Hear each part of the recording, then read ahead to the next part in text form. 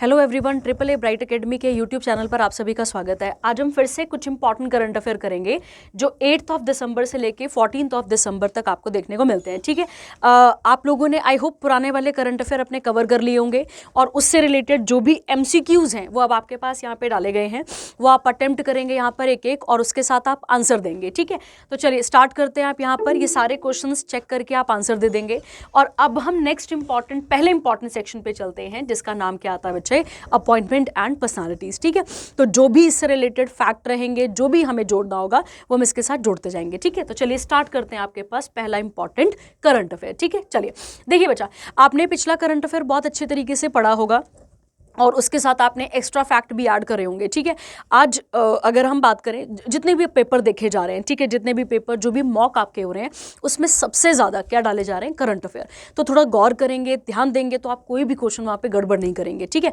तो चलिए स्टार्ट करते हैं। आपके पास फर्स्ट इंपॉर्टेंट करंट अफेयर जो कि किसके साथ एसोसिएटेड है, अपॉइंटमेंट के साथ एसोसिएटेड है। ठीक है, चलिए देखते हैं, बात करते हैं, ध्यान देते हैं बच्चे क्या लिखा है। कहता है यहाँ पे, Devendra Fadnavis leader of Bharatiya Janata party वो स्वॉन इन एज। अब यहां से पहला क्वेश्चन क्या बनेगा, ठीक है, बीजेपी पार्टी तो नहीं पूछेगा आपसे, पर क्या पूछेगा यहां पर, देवेंद्र फडणवीस कहां के या किस राज्य के सीएम बने हैं। तो आपको याद रखना है ये 21 नंबर के या 21 नंबर के क्या बने हैं बच्चे, वहां पे सीएम बने हैं कहां के, महाराष्ट्र के।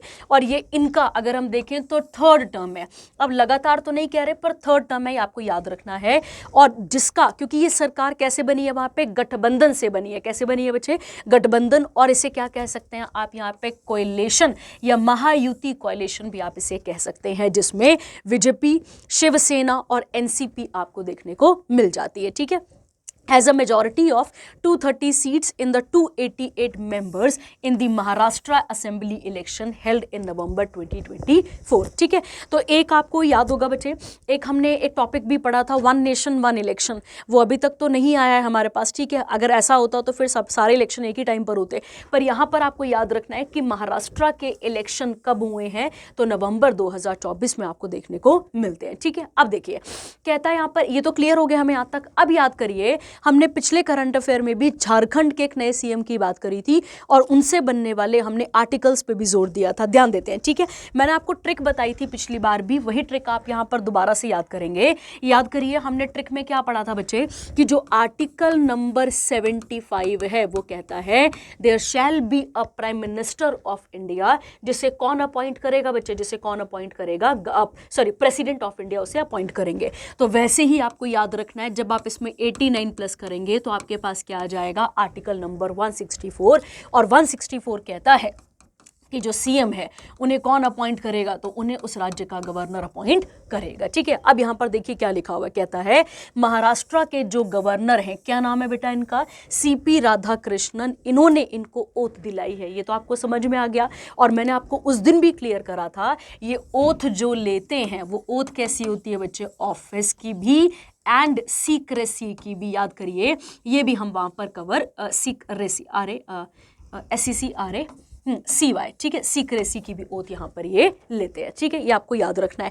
उसके बाद है, ये कहाँ पर हुआ है सारा का सारा इवेंट, तो आप याद रखेंगे आज़ाद मैदान, और ये कहाँ पर आता है बच्चे, मुंबई महाराष्ट्र में, आपको यहाँ पर याद रखना है। जब भी हम मुंबई बोलेंगे, मुंबई कौन सी वाली कैपिटल आ गई, इंडिया की, तो इसे फाइनेंशियल कैपिटल ऑफ इंडिया भी कहा जाता है। ये आपके पास एक और क्वेश्चन आ गया। अब देखिए बच्चा, ये तो हमें समझ में आ गया कि जब भी कोई सीएम होता है उसे कौन अपॉइंट करता है, गवर्नर, और गवर्नर रैंडमली किसी को भी अपॉइंट नहीं कर देता। गवर्नर देखता है कि किस पार्टी की मेजॉरिटी है, और अगर मेजॉरिटी नहीं है, अगर कोएलिशन है, तो उस पर मेजॉरिटी देखते हुए किसे अपॉइंट किया जाता है, सीएम को अपॉइंट यहाँ पर किया जाता है। ये तो हमें क्लियर हो गया। ओथ कौन दिलाता है इन्हें, गवर्नर दिलाता है। ये हमें सारे पॉइंट क्लियर हो गए। अब यहाँ पर एक नई चीज़ है, उसको हम यहाँ पर बात करेंगे और इसके साथ बनने वाले क्वेश्चन भी यहाँ पर देखते हैं। ठीक है, देखिए क्या लिखा है, कहता है जो एकनाथ शिंदे हैं किस पार्टी के हैं, शिवसेना, क्योंकि अभी हमने क्या पढ़ा, ये गठबंधन की सरकार है। सेकेंड है अजीत पवार, जो कि किसके हैं, नेशनलिस्ट कांग्रेस पार्टी के, also took their oath as deputy CM of Maharashtra. अब हमारे दिमाग में यहाँ क्वेश्चन आना चाहिए, क्या डेप्यूटी सीएम नाम की कोई पोस्ट है भी या नहीं है, ये हमें यहाँ पर थोड़ा सा समझना है। ठीक है, देखिए बच्चे क्या क्वेश्चन बनता है, समझते हैं इस बात को। ठीक है, देखिए, जब भी मैं और आप किसकी बात करेंगे यहाँ पे? जब भी मैं और आप डिप्यूटी सीएम की बात करेंगे, कोई भी डिप्यूटी सीएम की नाम की पोस्ट या इस तरीके की कोई भी पोस्ट कॉन्स्टिट्यूशन में मेंशन नहीं है। तो पहला क्वेश्चन तो ये क्लियर हो गया कि कॉन्स्टिट्यूशन में कहीं पे भी ऐसा मेंशन नहीं है कि कोई डिप्यूटी नाम या डिप्यूटी सीएम नाम की कोई पोस्ट यहाँ पर रहेगी, ठीक है। पर क्या हुआ था, अगर हम बात करते हैं 1947 में जब भारत को आज़ादी मिलती है और हमारे पहले प्रधानमंत्री कौन बनते हैं, उसके बाद जवाहरलाल नेहरू बनते हैं। इन्हीं के टाइम पर एक पोस्ट क्रिएट की गई थी और वो उस पोस्ट का नाम क्या था बच्चे? डिप्यूटी पीएम, ठीक है। क्या नाम था उस पोस्ट का? Deputy PM. और हमारे पहले डिप्यूटी पीएम कौन थे बच्चे? तो आप सबको पता है, सरदार वल्लभ भाई पटेल। ये क्या थे हमारे पास? तो आपको याद रखना है, ये हमारे पास पहले क्या बनकर आते हैं? डिप्यूटी प्राइम मिनिस्टर बनकर आते हैं, ठीक है। तो ये कॉन्स्टिट्यूशन पे तो नहीं लिखी हुई है डिप्यूटी सीएम या डिप्यूटी पीएम की पोस्ट, बट अगर हम बात करें यहाँ पर, अगर हम बात करें, इसे अपनी सहूलियत के हिसाब से बनाया गया होगा। इस पोस्ट को अपनी सहूलियत के लिए यहाँ पर बनाया गया होगा। क्लियर है सबके पास? ये आपको यहाँ पर समझना था, ठीक है। तो डिप्यूटी सीएम लिखा होगा और यहाँ पे पीएम लिखा है, पीएम सीएम एक ही बात चल रही है यहाँ पे। तो आपको याद रखना है, ऐसी कोई पोस्ट ओरिजिनली हमारे कॉन्स्टिट्यूशन में मेंशन नहीं है। इसको लोगों ने या इसे सरकारों ने अपनी सहूलियत के हिसाब से बनाया हुआ है, ठीक है। क्लियर हो गया? चलिए आगे बढ़ते हैं, इसके बाद अगला देखते हैं, ठीक है। क्लियर हो गया आपके पास यहाँ तक का? अब अगर हम बात करें एक और चीज़ की, तो आपको याद रखना है बच्चे कि अगर हम बात करते हैं, याद करिए मैंने शायद आपको एक करंट अफेयर में बताया था इंटर स्टेट काउंसिल के बारे में, याद करिए, ठीक है। हमने पढ़ा था एक करंट अफेयर के बारे में जिसका नाम क्या था? Inter state council. जिसके चेयरपर्सन कौन होते हैं? तो मैंने आपको बोला था इंटर स्टेट काउंसिल के चेयरपर्सन होते हैं प्रधानमंत्री। तो उसके मेंबर्स कौन होते हैं? तो आपको याद रखना है, उसके मेंबर, इंटर स्टेट काउंसिल के मेंबर्स कौन होते हैं? तो मेंबर कौन होते हैं बच्चे? सीएम होते हैं, ठीक है। तो मेंबर्स कौन होते हैं? सीएम। आपको यहां पर क्लियर रखना है, ठीक है। मैंने क्या बोला वो ध्यान से समझिएगा। मैंने आपको कहा सीएम के बारे में कौन सा आर्टिकल डील करता है? 164, ये हम बार बार बात कर चुके हैं। उसके बाद अगर हम बात करते हैं यहाँ पे जो मेंबर्स होते हैं, मतलब कि अगर हम बात करें इंटर स्टेट काउंसिल के जो मेंबर्स होते हैं, वो हर राज्य का कौन होता है बच्चे? यहाँ पे सीएम होता है। और इंटर स्टेट काउंसिल के साथ कौन सा आर्टिकल डील करता है? तो आर्टिकल नंबर 263 किसके साथ डील करता है बच्चे? तो आप याद रखेंगे, ये डील करता है इंटर स्टेट काउंसिल के साथ। और इंटर स्टेट काउंसिल के चेयरपर्सन कौन होते हैं? तो आप याद रखेंगे, इसके चेयरपर्सन होते हैं प्राइम मिनिस्टर ऑफ इंडिया, ठीक है। क्लियर हो गया सबके पास? चलिए अब आते हैं वापस महाराष्ट्र पे और महाराष्ट्र से बनने वाले अदर फैक्ट्स के बारे में बात यहाँ पर कर लेते हैं, ठीक है। चलिए पहला और इम्पॉर्टेंट क्वेश्चन बच्चे, पहला और इम्पॉर्टेंट क्वेश्चन, अगर हम बात करें महाराष्ट्र की, तो ये 1 मई 1960 को बना था। और किससे बना था? तो आप याद रखेंगे, बॉम्बे नामक स्टेट से, जिसमें मराठी बोलने वाले लोग और गुजराती बोलने वाले लोग दोनों अवेलेबल थे, ठीक है। अब एक और पॉइंट यहाँ पर समझते हैं हम यहाँ से कि जब हम बात करते हैं किसकी? महाराष्ट्र की, तो महाराष्ट्र की कैपिटल क्या आ जाती है बच्चे? मुंबई। और मैंने अभी आपको एक फैक्ट बताया कि मुंबई को ही क्या कहा जाता है? आपके पास मुंबई को कहा जाता है फाइनेंशियल कैपिटल ऑफ इंडिया भी कहा जाता है। तीसरा फैक्ट हम यहाँ से ये सीख सकते हैं कि जब भी हम बात कर रहे हैं किसकी? यहाँ पे मुंबई की, इनकी ऑफिशियल लैंग्वेज क्या आती है बच्चे यहाँ पे? तो इनकी ऑफिशियल लैंग्वेज आती है मराठी। और जब भी हम मराठी की बात करेंगे तो मराठी को कौन सा दर्जा मिला हुआ है? क्लासिकल लैंग्वेज का दर्जा मिला है। इसी साल अक्टूबर की न्यूज़ थी और अक्टूबर की न्यूज़ में हमने पढ़ा था कि महाराष्ट्र में जो मराठी बोली जाती है, मराठी को क्या बनाया गया बच्चे? मराठी को क्लासिकल लैंग्वेज यहाँ पर बनाया गया। मराठी अकेली नहीं है, मराठी के साथ बंगाली भी थी, असमी भी थी, पाली भी थी और प्राकृत भी थी। ये सारी भाषाएं एक ही टाइम पीरियड पे क्या बनी थी हमारे पास? ये सारी हमारे पास क्लासिकल लैंग्वेज बनकर आई थी, ठीक है। क्लियर हो गया? उसके अलावा सीएम कौन है और गवर्नर कौन है, ये आप इसके साथ पढ़ चुके हैं, अभी आपने करंट अफेयर पे से कवर कर लिया है। जब हम बात करते हैं बच्चे किसकी? जब हम महाराष्ट्र की बात करते हैं, महाराष्ट्र से बनने वाले अदर इंपॉर्टेंट करंट अफेयर में पहला इंपॉर्टेंट करंट अफेयर और क्या बनता है? याद करिए, पहला कॉन्स्टिट्यूशनल पार्क कहाँ बना है? तो इसका आंसर क्या था आपके पास? पुणे। ये आपको यहाँ पर क्लियर रखना है। ये इसी साल की न्यूज़ है कि महाराष्ट्र में इसी साल क्या बना था बच्चे? कॉन्स्टिट्यूशनल पार्क बना था। वो कहाँ पर बना था? पुणे में। जो हमने पिछला करंट अफेयर पढ़ा उसमें हमने पढ़ा कि कॉन्स्टिट्यूशनल म्यूजियम बना था, वो कहाँ पर बना है? हरियाणा में। वो एक अलग कंसेप्ट है, वो म्यूजियम है, ये पार्क है, यहाँ पर याद रखना है। सेकंड, अगर आपको याद हो, इसी से रिलेटेड महाराष्ट्र से रिलेटेड एक करंट अफेयर था, रत्नागिरी डिस्ट्रिक्ट, अगर आपको याद हो तो एक रत्नागिरी डिस्ट्रिक्ट आता है कहाँ पर, तो आप याद रखेंगे रत्नागिरी डिस्ट्रिक्ट कहाँ पर आता है? महाराष्ट्र में। यहाँ पर पेट्रोग्लिफ क्या मिले थे बच्चे? यहाँ पर पेट्रोग्लिफ मिले थे और जियोग्लिफ्स, ठीक है, ये आपको बताया हुआ क्वेश्चन है आपके पास।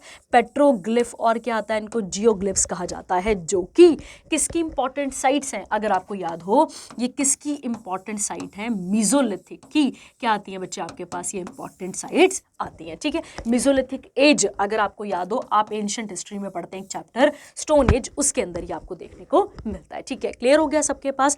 ये हो गया आपके पास एक और इंपॉर्टेंट इसके साथ का फैक्ट यहाँ पर बनता है, ठीक है। अगला, अब हम एक चीज और नई सीख लेते हैं यहाँ पर, किसके साथ? यहाँ पे महाराष्ट्र के साथ, कि महाराष्ट्र के फोक डांसेस कौन कौन से हैं, ठीक है। तो महाराष्ट्र के फोक डांसेस कौन कौन से हैं, उनके बारे में एक दो चीज़ें और सीख लेते हैं। आइए पहला सीखते हैं बच्चे। यहाँ पर पहला आता है आपके पास एक यहाँ पे लेजिम, क्या नाम आता है? एक लेजिम। एक आता है बच्चे आपके पास तमाशा, एक क्या आता है आपके पास यहाँ पे? तमाशा। एक आता है आपके पास लावणी, ठीक है, लावणी एक बहुत फेमस डांस है वहाँ का। और उसके अलावा एक आता है बच्चे कोली, एक्सेट्रा, और भी बहुत सारे हैं, पर ये कुछ इंपॉर्टेंट डांसेस हैं या फोक डांसेस हैं। क्लासिकल नहीं कह रही हूँ मैं, आपको कह रही हूँ फोक डांसेस। और ये फोक डांसेस कहाँ पर करे जाते हैं? तो आप याद रखेंगे ये किए जाते हैं कहाँ पर? महाराष्ट्र में। ये आप इसके साथ ऐड कर लेंगे, ठीक है। उसके अलावा कुछ इंपॉर्टेंट नेशनल पार्क, उसमें से एक आप सबको पता होगा, एक का नाम है टडोबा। एक का नाम क्या आता है बच्चे आपके पास यहाँ पे? टडोबा नेशनल पार्क, आप सबने सुना होगा इसके बारे में भी।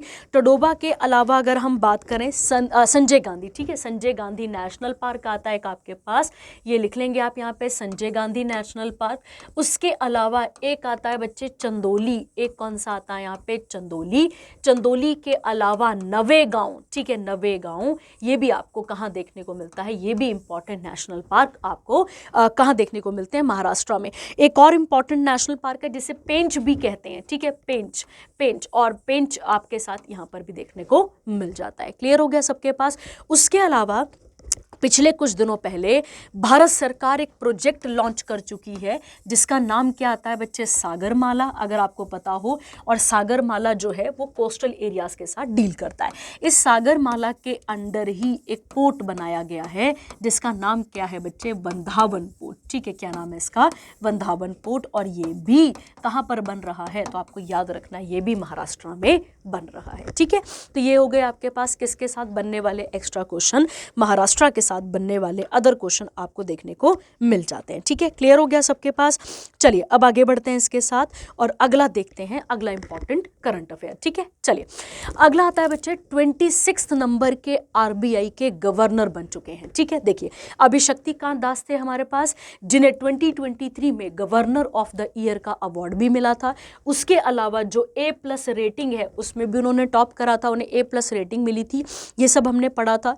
और जब इंडिया में कोविड चल रहा था तो एक इंपॉर्टेंट रोल प्ले करा है किसने? वो रोल प्ले करा है किसने हमारे पास? डॉक्टर ने, शक्तिकांत दास ने इंपॉर्टेंट रोल प्ले करा है, ठीक है। अब देखिए क्या कहता है, समझते हैं। कहता है गवर्नमेंट ऑफ इंडिया ने अपॉइंट कर लिया है किसको? संजय मल्होत्रा को। अगर नोटिस किया जाए तो जितनी भी अपॉइंटमेंट हो रही है गवर्नमेंट ऑफिसर्स में, संजय, संजीव, इस तरीके के नाम आपको देखने को मिलते हैं। तो आप संजू बाबा करके याद कर लो इसको, ठीक है। कहता है ये रेवेन्यू सेक्रेटरी, और रेवेन्यू सेक्रेटरी थे ये किसके अंदर बच्चे? मिनिस्ट्री ऑफ फाइनेंस के अंदर, as the new governor of the RBI, ठीक है। आरबीआई को बैंकर्स बैंक भी कहा जाता है, सबको पता होगा इसके बारे में। इसी के अलावा इसको हम सेंट्रल बैंक भी कहते हैं, ये भी आपको याद रखना है। और उसके अलावा अगर हम एक फैक्ट और देखें बेटा तो वो ये आता है कि किस कमेटी की रिकमेंडेशन से आया है। तो यंग हिल्टन भी लिखते हैं या हिल्टन यंग कमीशन भी लिखते हैं, ये आपको यहाँ पर क्लियर रखना है। इस कमीशन ने कहा था 1926 में कि क्या होना चाहिए? एक सेंट्रल बैंक होना चाहिए। ये आइडिया किसने दिया था? हिल्टन यंग ने यहाँ पर आइडिया दिया था। 1934 में एक्ट आता है आरबीआई एक्ट, और आरबीआई की स्थापना की जाती है 1 अप्रैल 1935 को। पहले 1937 में इसके हेडक्वार्टर को भी शिफ्ट किया जाता है। पहले हेडक्वार्टर कहाँ पे थे? कैलकाटा। और हेडक्वार्टर कहाँ शिफ्ट किए जाते हैं बच्चे? हेडक्वार्टर शिफ्ट किए जाते हैं मुंबई महाराष्ट्र में। ये इसका आंसर आपके पास आ जाता है। ठीक है, अब देखिए कहता है ये किसको रिप्लेस करने जा रहे हैं? शक्तिकांत दास को, जो कि second longest serving RBI governor हमें देखने को मिलते हैं। लगभग 6 साल का इनका टेन्योर रहा है, और अब ये क्या बनेंगे? हमारे पास 26वें नंबर के आरबीआई गवर्नर बनेंगे। कहता है the appointment was approved by, एक कमेटी होती है, कमेटी का नाम है आपके पास appointment committee of the cabinet. अगर आपको याद होगा, जितने भी गवर्नमेंट ऑफिशियल्स को अपॉइंट किया जाता है वो यही कमेटी यहाँ पर अपॉइंट करती है। Was notified by the department of personnel and training and ministry of personnel public grievances and pension, इन सब ने भी इनके नाम को कंफर्म करा है। इनका टेन्योर कब से स्टार्ट होगा बच्चे? 11 दिसंबर 2024 से, और कितने सालों के लिए चलेगा? तो ये भी आपको यहाँ पर क्लियर रखना है, 3 सालों के लिए यहाँ पर चलाया, मतलब इनका टेन्योर यहाँ पर चलेगा। ठीक है, आप सबको पता है बच्चे, अगर हम इनकी बात करें तो ये टॉप इंपॉर्टेंट लीडर कह सकते हैं आप यहाँ पे। ये टॉप इंपॉर्टेंट लीडर हैं किसके? आरबीआई के। लीडर मतलब कर्ता धर्ता कह सकते हो आप यहाँ पे। ठीक है, कर्ता धर्ता हैं किसके? ये आरबीआई के। उसके अलावा अगर हम बात करें तो ये हेड सीईओ कह सकते हो आप इनको आरबीआई का। उसके अलावा अगर हम बात करें, जो इंडियन रुपी करेंसी नोट होते हैं बच्चे, जो इंडियन रुपी जो करेंसी नोट्स होते हैं उसमें भी किसके साइन होते हैं? तो आप याद रखेंगे किसके होते हैं? आरबीआई के गवर्नर के। और अब आरबीआई गवर्नर कौन है? संजय मल्होत्रा। ठीक है, ये आपको यहाँ पर क्लियर रखना है। क्लियर हो गया बेटा सबके पास?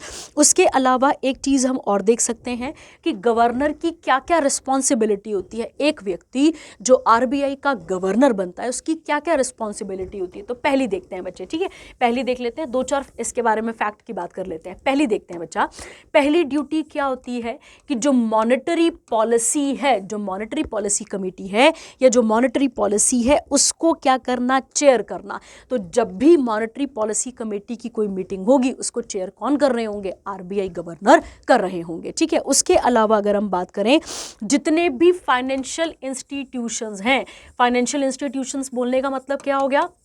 बैंक्स हो गए, या बैंक्स की तरह जो इंस्टीट्यूशन है, उन सबको मैनेज करने का काम कौन करता है बच्चे? उन सबको मैनेज करने का काम आरबीआई गवर्नर करता है। उसके अलावा जो करेंसी नोट्स हैं, करेंसी नोट्स को कब रेगुलर करना है या करेंसी को जो मैनेज करना है वो भी काम कौन करता है? वो आरबीआई का गवर्नर करता है। इसके अलावा और भी बहुत सारे काम हैं जो कौन करते हैं? यहाँ पे आरबीआई गवर्नर करते हैं। ठीक है, क्लियर हो गया? चलिए आगे बढ़ते हैं। इसके बाद अगला इंपॉर्टेंट करंट अफेयर। तो आई होप आपको ये वाली बातें समझ में आ गई होंगी और आप ये साथ साथ में फैक्ट ऐड कर लेंगे। ठीक है, चलिए आगे बढ़ते हैं इसके बाद और अगले न्यूज़ पे आते हैं। देखिए क्या लिखा है, कहता है यहाँ पे प्रेसिडेंट ऑफ घाना। अगर आपको पता हो बच्चे, घाना एक ऐसी कंट्री है जो कि किस कॉन्टिनेंट में आती है? अफ्रीका में।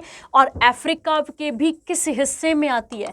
तो वेस्ट अफ्रीका में आपको क्या देखने को मिलती है? आपको घाना नामक कंट्री एक देखने को वहां पर मिल जाती है। अगर हम इसकी बात करें बच्चे, अगर हम बात करें, ये मिनरल रिसोर्स कंट्री है। पहले ये बात कर लेते हैं, ये कैसी कंट्री है बच्चा? यहाँ पे ये मिनरल रिसोर्सेज कह सकते हैं आप, यहाँ पे रिच कंट्री है जिसमें गोल्ड भी ज्यादा देखने को मिलता है। तो अगर हम देखें अफ्रीका में one of the gold producer country क्या नाम आता है आपके पास? घाना। ये आपको यहाँ पर क्लियर रखना है। ठीक है, अब इसी देश के कौन अपॉइंट हो रहे हैं प्रेसिडेंट, उनके बारे में हम यहाँ पर बात कर लेते हैं। ठीक है, ध्यान दीजिएगा। देखिए कहता है यहाँ पे John Dramani Mahama, political leader of national democratic congress, ये क्या बने हैं बच्चे? घाना के प्रेसिडेंट। और कितने टाइम के लिए? फिर से क्या लिखा है यहाँ पे? सेकेंड टर्म के लिए बने हैं।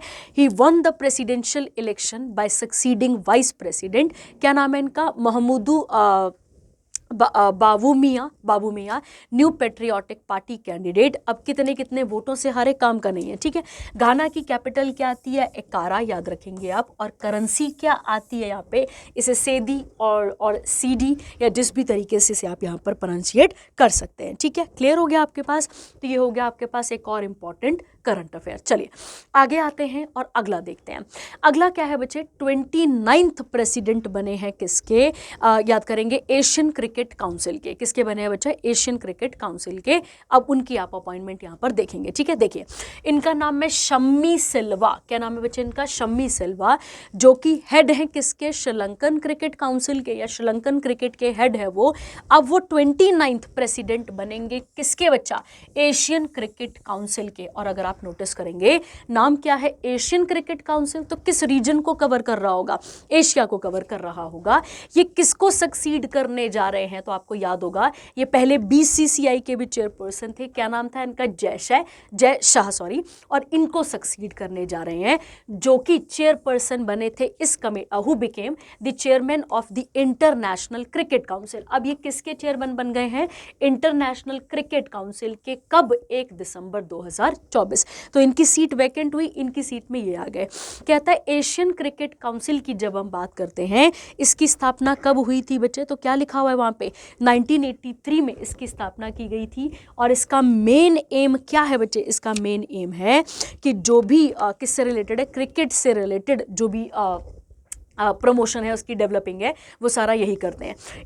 It operates as a subordinate body to the ICC। ध्यान रखना जो ये ACC है इसे ऑपरेट करने वाली बॉडी कौन सी है, ICC है। और इसके हेडक्वार्टर आपको कहाँ देखने को मिलते हैं, कोलंबो श्रीलंका में आपको देखने को यहाँ पर मिलते हैं। ठीक है, क्लियर हो गया आपके पास। और एक और बात बचे, ICC के हेडक्वार्टर कहाँ पर है, तो आप याद रखेंगे दुबई में आपको इसके हेडक्वार्टर देखने को मिलते हैं। ठीक है, तो ICC के हेडक्वार्टर कहाँ पर है, दुबई में है, ये आपको याद रखना है।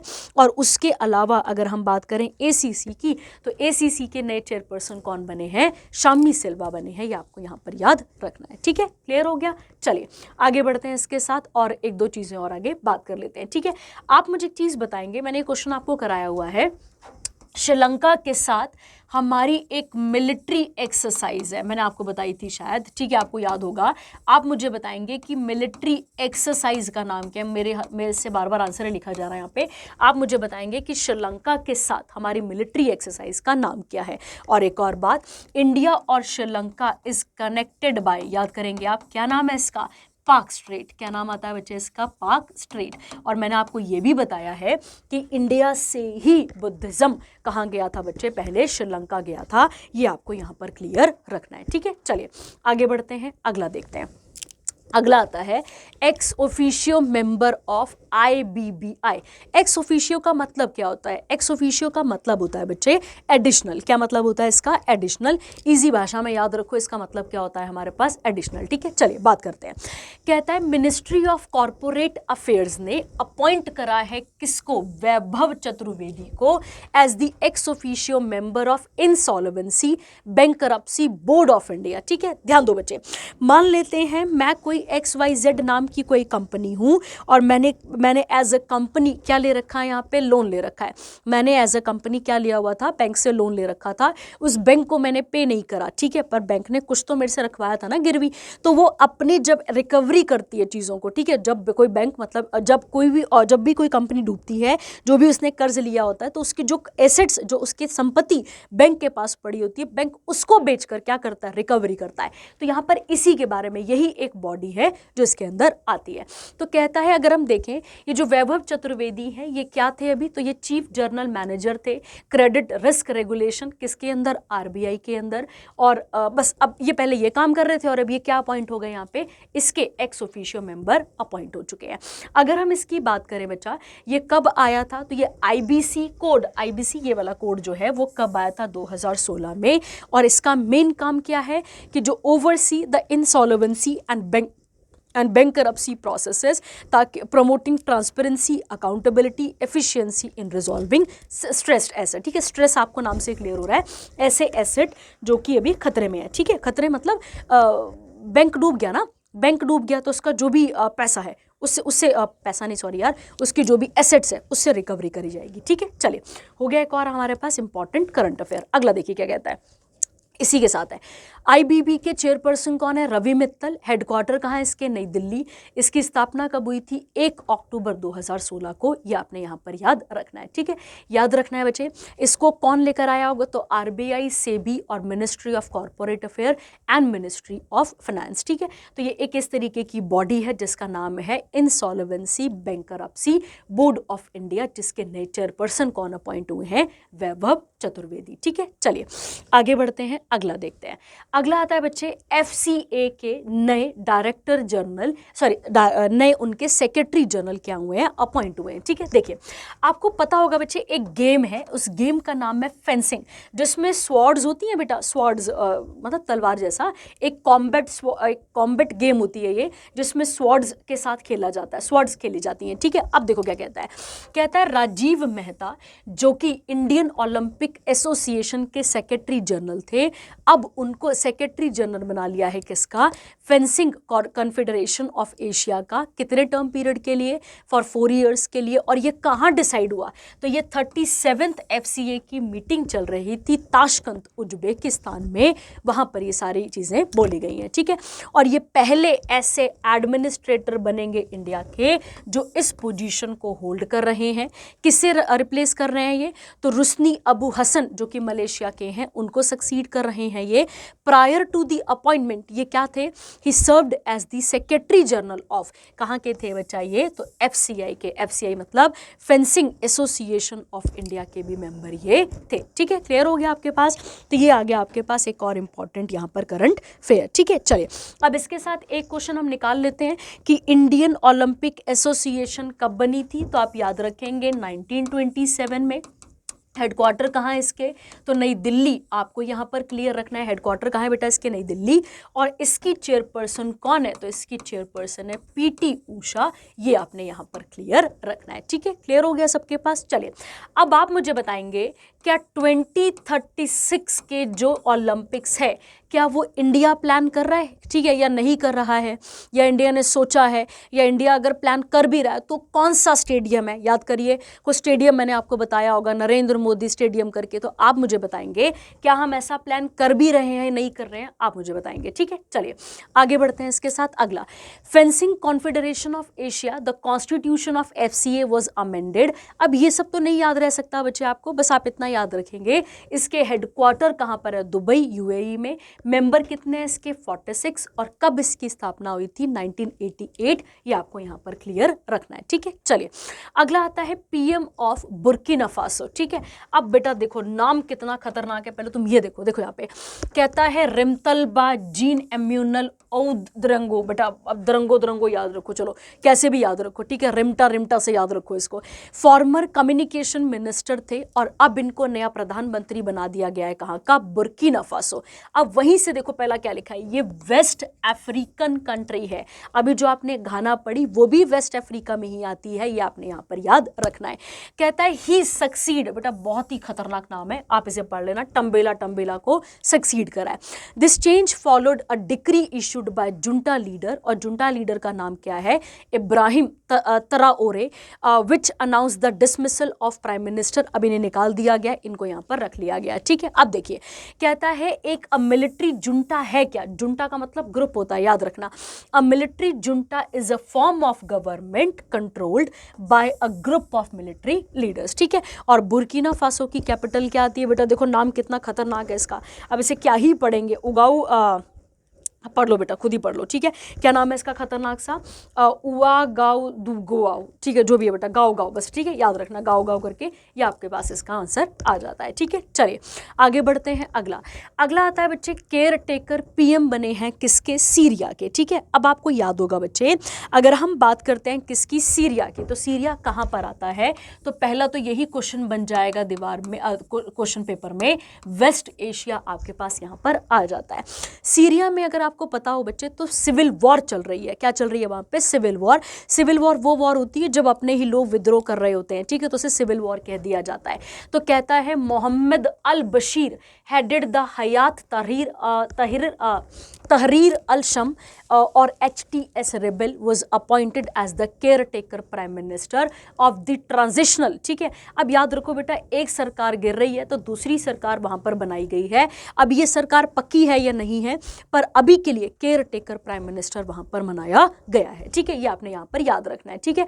अगला कहता है बच्चे यहाँ पर, अगला यहाँ पर लिखा हुआ है, आपके पास यहाँ पे लिखा हुआ है, the Israeli military has been recently began controlling the demilitarisation buffer zone in Syria established in 1974 cease fire, ठीक है। तो ये वहीं पे तब से ये प्रॉब्लम्स चल रही थी और अब इसको क्या किया गया है यहाँ पर, इसके लिए एक नए केयर टेकर यहाँ पर अपॉइंट किए गए हैं, ठीक है। चलिए, अब आप सबको पता होगा एक अर्थक्वेक आया था कहाँ पर, 2023 में सीरिया के पास, और जिसका नाम था अर्थक्वेक वहाँ पर आया था और उसके लिए इंडिया ने एक ऑपरेशन चलाया था और उस ऑपरेशन का नाम क्या था, ऑपरेशन दोस्त। ये आपको यहाँ पर क्लियर रखना है, ठीक है। तो ऑपरेशन दोस्त में हमने सीरिया के लोगों को इवैक्यूएट करा था। इवैक्यूएट बोलने का मतलब हो गया हमने ह्यूमैनिटेरियन असिस्टेंस दिया था उनको, ये आपने यहाँ पर क्लियर रखना है, ठीक है। जब हम सीरिया की कैपिटल की बात करते हैं तो इसकी कैपिटल आ जाती है डेमास्कस। क्या आ जाती है बच्चे, डेमास्कस। ये आपको यहाँ पर क्लियर रखना है, ठीक है। चलिए, हो गया हमारे पास एक और इम्पॉर्टेंट सेक्शन। तो हमारे पास पहला सेक्शन वाइंड अप होता है। अब सेकंड चलते हैं हम, कौन सा वाला है सेकंड आपके पास, कौन सा है बच्चे, नेशनल, ठीक है। चलिए बात करते हैं इसके बारे में और डिटेल में जो जो इसके बारे में आता है उसके बारे में यहाँ पर सारी बातें समझ लेते हैं, ठीक है। चलिए आते हैं बच्चे, हमारे पास एक करंट अफेयर आता है, इसे सुगमया भी कहते हैं और सुगमा भी कहते हैं। क्या कहते हैं इसे, सुगमया या सुगमया, जो भी सुगम भी कहा जाता है, ठीक है। तो आपको देखना है। अब देखिए बेटा क्या लिखा है यहाँ पे, सुगमय भी पढ़ते हैं इसको।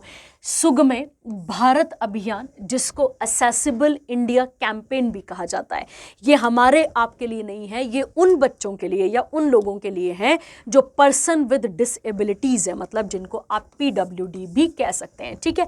इसको लॉन्च किया गया था आज से कोई 9 साल पहले और क्योंकि इसका इम्प्लीमेंटेशन सक्सेसफुल रहा है तो इसके 9 साल कंप्लीट होने पर इसको सेलिब्रेट यहाँ पर किया गया है, ठीक है। देखिए इसका प्राइमरी ऑब्जेक्टिव क्या था बच्चे इस कैंपेन का, कि उन लोगों को भी जो PWD मतलब पर्सन विद डिसेबिलिटी लोग हैं उनको भी एसेसिबिलिटी देना, ठीक है। किन किन चीज़ों की, उनको इनके लिए इंफ्रास्ट्रक्चर बनाने, तो आप हॉस्पिटल में, मॉल्स में लिफ्ट या फिर इन सब जगहों पे देख सकते हैं कि इनके लिए प्रॉपर एक आने जाने के लिए एक रैंप जैसा, रोड जैसा यहाँ पर बनाया गया होता है। उसके अलावा इनको ट्रांसपोर्ट सिस्टम देना और इनको IT या फिर इंफॉर्मेशन और कम्युनिकेशन टेक्नोलॉजी इकोसिस्टम की तरफ भी या फिर इन सब चीज़ों को भी उनको प्रोवाइड करना है, ठीक है। इसको प्रधानमंत्री मोदी ने लॉन्च करा था कब, 3 दिसंबर 2015 को, और उस दिन क्या था एक्चुअली में, तो international day of person with disabilities था। तो यहीं से आपके पास 2 क्वेश्चन बन गए। पहला बन गया इंटरनेशनल डे विद डिसेबिलिटीज, ये कब मनाया जाता है, 3 दिसंबर को, और इसी दिन क्या लॉन्च किया गया था, तो आप याद रखेंगे सुगमय भारत अभियान, और इसके 9 साल पूरे यहाँ पर कंप्लीट हो जाते हैं। क्लियर हो गया सबके पास यहाँ तक, याद रखना है आपको। और ये स्पेशली किसके लिए था बच्चे, तो जो पर्सन विद डिसेबिलिटीज हैं उनके लिए इसको लाया गया था, ठीक है। और आप याद रखेंगे इसी की तरह एक ऐप भी है जिसका नाम है आपके पास सुगमय, ठीक है, भारत ऐप भी है जिसमें ये लोग अपनी फैसिलिटीज़ के बारे में जान सकते हैं, ठीक है। क्लियर हो गया बच्चे। तो ये हो गया आपके पास एक और इम्पॉर्टेंट करंट अफेयर, ठीक है। वैसे तो अगर नोटिस किया जाए तो ऐसी बहुत सारी कह सकते हैं स्कीम्स हैं जिनके 10 साल कंप्लीट होने पे मनाया जाता है, पर इसके 9 साल हैं, ये आप इसके साथ देख लेंगे, ठीक है। चलिए आगे बढ़ते हैं। अगला गुजरात की एक साड़ी है, ठीक है, तुमने ये अनीता अंबानी को भी देखा होगा पहने हुए, और वो नहीं है यार एक सीरियल है तारक मेहता वाला, उसमें भी तुमने देखा होगा, ठीक है। तो आप नोटिस करेंगे बच्चा यहाँ पर क्या बोला गया है उसको नोटिस करते हैं। देखिए क्या कहता है, कहता है बच्चे कि आप सबको पता है GI टैग दिए जाते हैं। GI टैग एक चेन्नई बेस्ड कह सकते हैं आप ज्योग्राफिकल इंडिकेशन है, ये उन्हें दिए जाते हैं जो कि बहुत ही यूनिक या स्पेसिफाइड उस जगह के जो रीजन के होते हैं चीज़ें या प्रोडक्ट होती हैं उनको ये प्रोवाइड किया जाता है। अब इसी के अंडर क्या किया गया है बच्चे, एक गुजरात की साड़ी है जिसका नाम क्या है, घर चोला, ठीक है। क्या नाम है बेटा इसका, घर चोला, ये आपने यहाँ पर याद रखना है। और घर चोला को क्या मिला है, यहाँ पर GI टैग दिया गया है, ठीक है। अगर घर चोला को आप नॉर्मल भाषा में समझे तो इसे बोला जाता है आउटफिट फॉर होम, क्या बोला जाता है इसे, आउटफिट फॉर होम, इसको क्या मिला यहाँ पर, ये जीआई टैग दिया गया है। ठीक है, माना जाता है कि ये ज़्यादा करके रेड, मरून, वाइट और ग्रीन और येलो, इन 3-4 रंगों की ही दिखती है हमें ये साड़ी। इसके ऊपर एक प्रॉपर तरीके से स्क्वायर तरीके से या रेक्टेंगुलर तरीके से पीकॉक हो गया या और भी कुछ जो बर्ड्स हो गए आपके पास, उनका एक प्रिंट बनाया जाता है। उस तरीके की साड़ी ये आपको देखने को यहाँ पर मिलती है। ठीक है, और याद रखना घर चोला एक ट्रेडिशनल साड़ी है जिसे कब पहना जाता है बच्चे, ज़्यादा करके इसे शादियों में पहना जाता है। ठीक है, ये आपने यहाँ पर क्लियर रखना है। क्लियर हो गया। अब अगर हमसे पूछा जाए ये किस रीजन से ओरिजिनेट हुई थी, तो याद रखेंगे गुजरात का जो खंबत वाला रीजन है, खंबत वाला जिसे कैम्बे भी कहते हैं, इस खंबत वाले रीजन से ओरिजिनेट हुई थी ये वाली साड़ियाँ। ठीक है, ये आपको यहाँ पर क्लियर रखना है। क्लियर हो गया बच्चे।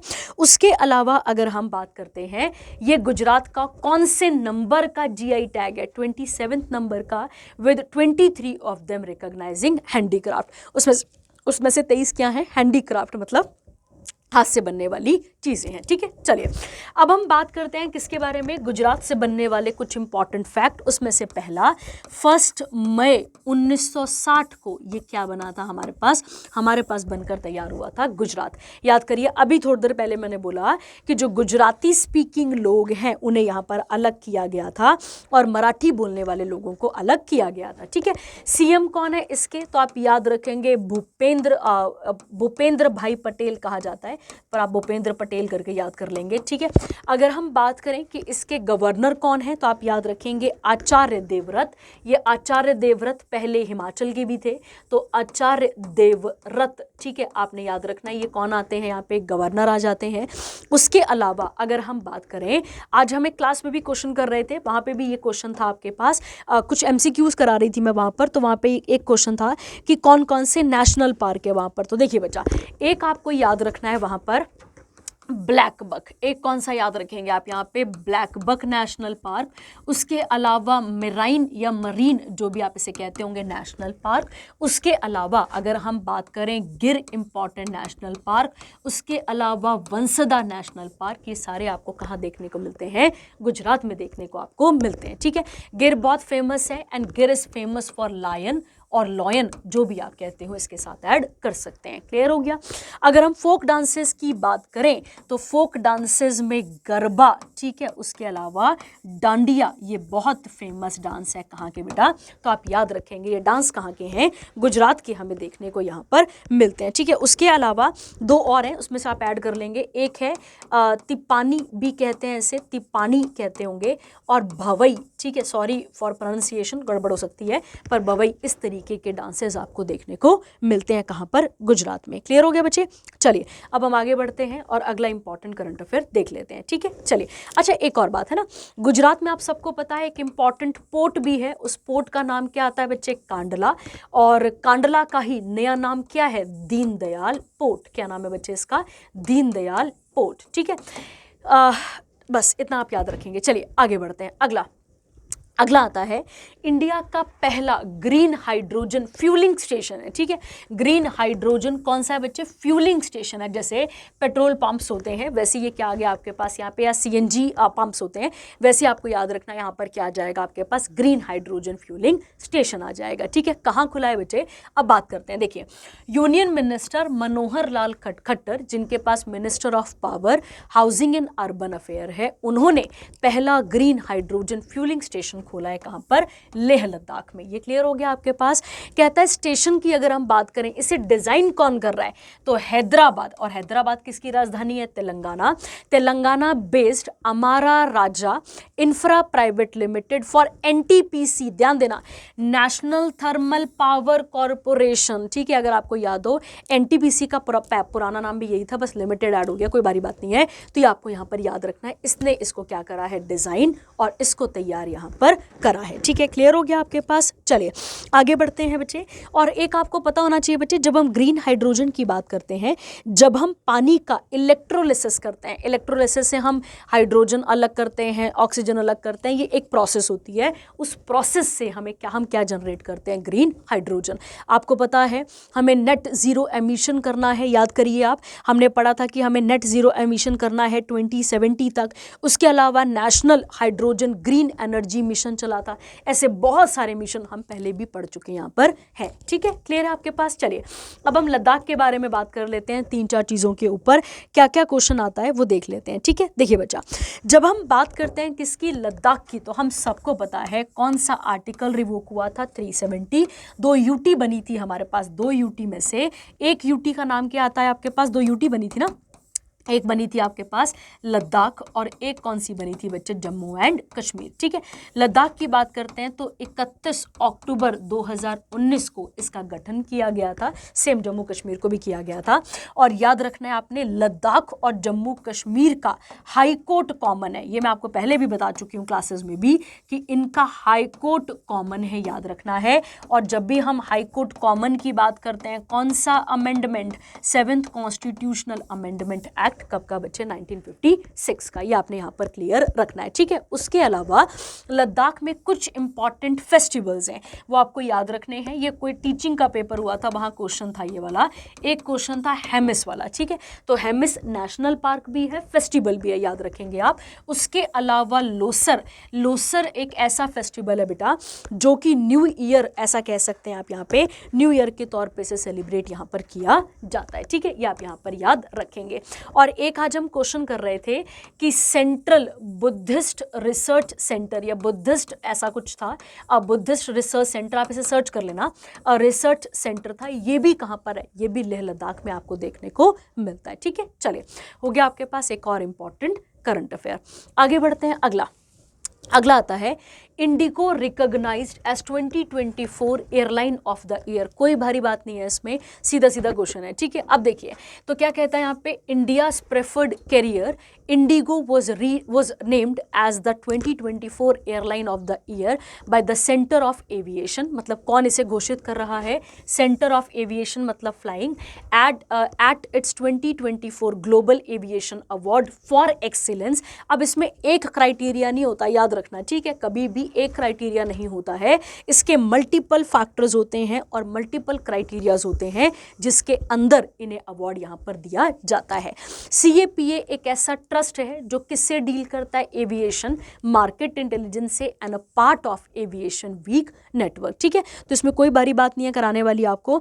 और अगर हम बात करें इंडिगो बनी कब थी, तो आप याद रखेंगे 4 अगस्त 2006 को बनी थी, याद रखना है आपने। और इसके अभी MD कौन है, तो आप याद रखेंगे इसके MD हैं राहुल भाटिया। कौन है बच्चे यहाँ पे, राहुल भाटिया, ये आपको यहाँ पर याद रखना है। ठीक है, और हेडक्वार्टर है गुरुग्राम हरियाणा में। ठीक है, चलिए आगे बढ़ते हैं। अगला सेक्शन कौन सा आता है आपके पास यहाँ पे, इंटरनेशनल, और इसके बारे में बात कर लेते हैं। ठीक है, चलिए जापान की एक ड्रिंक है। ठीक है, ड्रिंक बोलने का मतलब हो गया जैसे राइस वाइन है, ये कौन सी वाली वाइन है, राइस वाइन है। ठीक है, राइस वाइन समझते हैं ना, चावल से बनने वाली है, चावल जब थोड़े से पुराने हो जाते हैं तो उनसे बनने वाली वाइन है। इसको यूनेस्को क्या मिला है, टैग मिल चुका है। बात करते हैं, समझते हैं। ठीक है, देखिए क्या कहता है यूनेस्को ने ऑफिशियली रिकॉग्नाइज करा है जो ट्रेडिशनल जापानीज सेक मेकिंग प्रोसेस है। अभी मैंने आपको बता दिया सेक मेकिंग है क्या, एक मिनट रुकना, यहाँ देखिए ये लिखा हुआ है बच्चे। ठीक है, ये देख लो, यहाँ पे लिखा है Japanese officials are working to revitalise sake's reputation aiming to position it as the country's leading alcoholic beverage once again. ठीक है, तो ये आपने यहाँ पर याद रखना है। ठीक है, सीधी सीधी बात है कि यूनेस्को की जब जापान की जब हम बात कर रहे हैं तो जापान जो है वहाँ पर एक सेक क्या आता है आपके पास, एक लिक्वर आता है जिसको क्या करा जा रहा है, रीडिफाइन किया जा रहा है या रिवाइटलाइज उसे किया जा रहा है। कहता है ये इंटेंजिबल कल्चरल हेरिटेज साइट है of humanity honouring brewing practices that spans over 1000 year. ठीक है, कहता है this decision was made at the UNESCO meeting. ध्यान देना कहाँ पर हुई है, तो ल्यूक, और ये कहाँ पर आता है, पैराग्वे में, where the organisation also recognised 45 other cultural practices and products from around the world. ठीक है, याद रखना इसमें बहुत सारी चीज़ें हुई हैं, जैसे ब्राज़ील का वाइट चीज़, उसके बाद कैरेबिया का कसावा ब्रेड, और उसके बाद पैलेस्टीन का या प्लेस्टिसाइन का ऑलिव ऑयल सोप, ये आपको यहाँ पर याद रखना है। The intangible cultural heritage designation recognise product practices from various culture that are deemed worthy of recognising. ठीक है, मतलब ऐसी चीज़ें जो पुराने टाइम से बहुत फेमस थी और अभी भी आगे आपको दिख रही हैं। The list was established in 2008 by UNESCO. कौन सी लिस्ट की बात कर रहा है ये, जो इंटेंजिबल वाली है, इंटेंजिबल की हम बात कर रहे हैं यहाँ पे। So far 788 elements corresponding to 5 regions and 150 countries intangible cultural site हमें देखने को मिलती हैं। इंडिया में, इंडिया से भी ऐसे 15 एलिमेंट्स हैं जो किस में जाते हैं, इंटेंजिबल लिस्ट के अंदर चले जाते हैं। ठीक है, चलिए, यूनेस्को के डायरेक्टर जनरल कौन है, ऑड्रे अजौले, याद रखेंगे।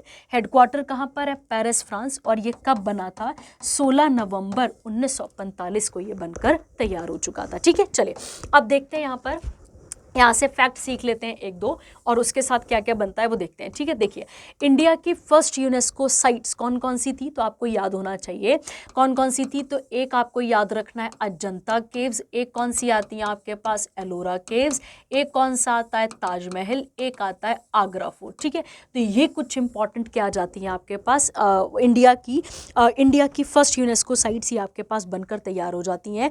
और अभी अगर हम बात करें इस साल की अगर हम बात करते हैं तो इंडिया में अभी टोटल कितनी साइट्स हैं, 43 साइट्स हैं। उसमें से 43rd वाली कौन सी है, तो आपको याद होगा असम के मोयदाम्स, असम के क्या आ जाते हैं बच्चा यहाँ पे, मोयदाम्स, याद रखना है।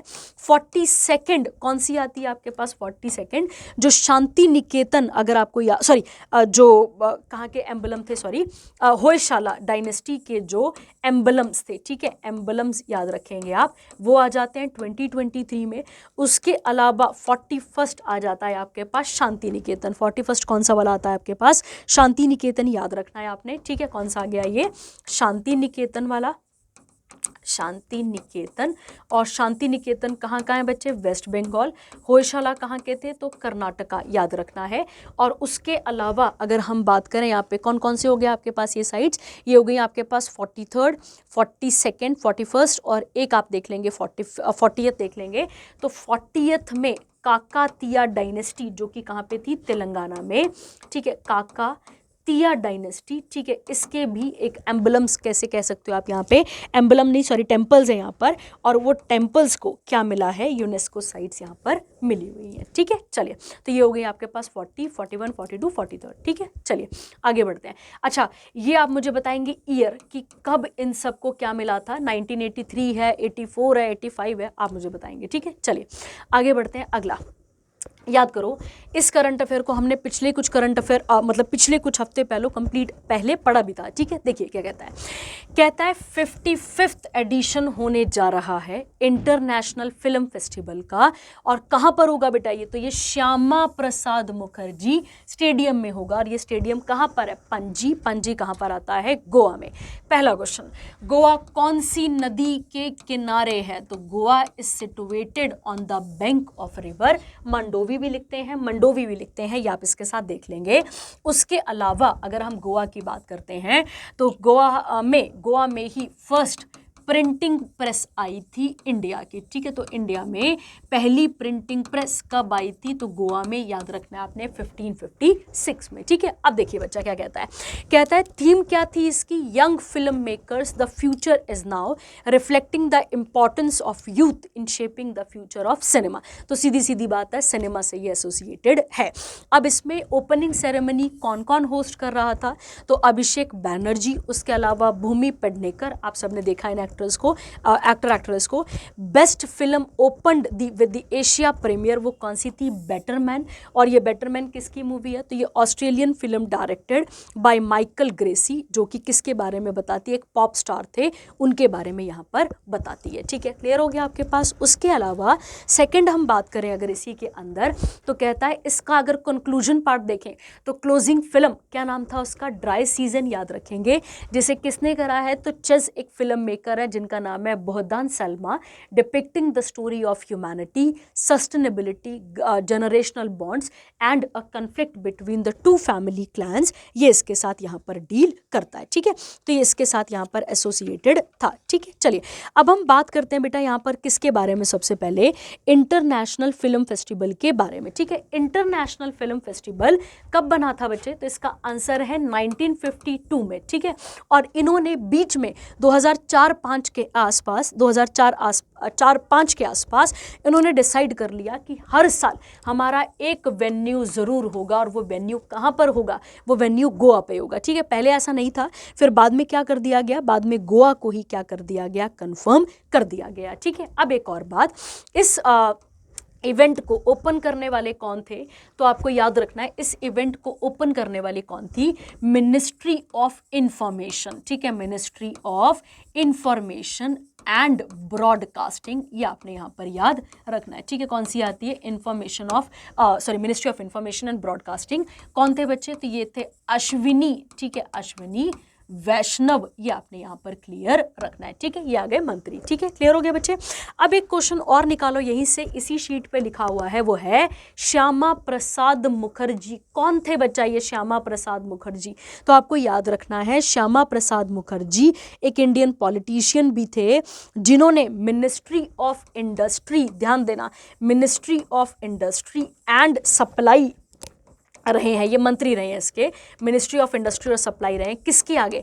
1947 में जो जवाहरलाल नेहरू की सरकार बनी थी पहली वाली। ठीक है, उसके अंदर कौन थे ये? तो ये पहले क्या थे हमारे पास? इंडस्ट्री एंड सप्लाई मिनिस्टर वहां पर थे। ठीक है, ये आपको यहाँ पर क्लियर रखना है। ठीक है, चलिए आगे बढ़ते हैं इसके साथ, अगला देखते हैं। देखो बेटा, आपको ओपनिंग और जो इसमें लिखा है ना क्लोजिंग वाली, ये आपको रटा मारनी पड़ेगी और पढ़नी पड़ेगी अच्छे तरीके से। ठीक है, चलिए अगला कहता है बच्चे ऑक्सफोर्ड पिक्स ब्रेन रॉट। ठीक है, देखो बच्चे, जिस हिसाब से हम फ़ोन चला रहे हैं, जिस हिसाब से हम अपना फ़ोन चला रहे हैं और जिस हिसाब से हमारा दिमाग खराब होता जा रहा है, खराब इन द सेंस कि जैसे जंग लगना, समझ लो यार, जंग लगता जा रहा है। ठीक है, तो उसके साथ एक वर्ड ऐड किया गया है। देखो, कहता है ऑक्सफोर्ड यूनिवर्सिटी प्रेस ने अनाउंस करा है brain rot as the Oxford word of the year 2024। और ये क्या बता रहा है? समझो, ये टर्म बता रही है बच्चे कि हमारी जो मेंटल हेल्थ है वो खराब होती जा रही है। क्यों? क्योंकि हमने जो लो क्वालिटी ऑनलाइन कंटेंट है, अब लो क्वालिटी में आप काउंट कर सकते हैं ऐसा कुछ भी गलत। ठीक है, ऐसा कुछ भी गलत जिसकी वजह से हमारे दिमाग में क्या लगता जा रहा है? जंग लगता जा रहा है। ठीक है, तो ये इसके साथ एसोसिएटेड है। चलिए आगे बढ़ते हैं, अगला मोस्ट इंपॉर्टेंट करंट अफेयर। ठीक है, सीओपी हुई है, और सीओपी मतलब कॉन्फ्रेंस ऑफ पार्टीज, याद रखना है आपको, और ये पूरी डिटेल में आपको अच्छे तरीके से पढ़नी भी पड़ेगी।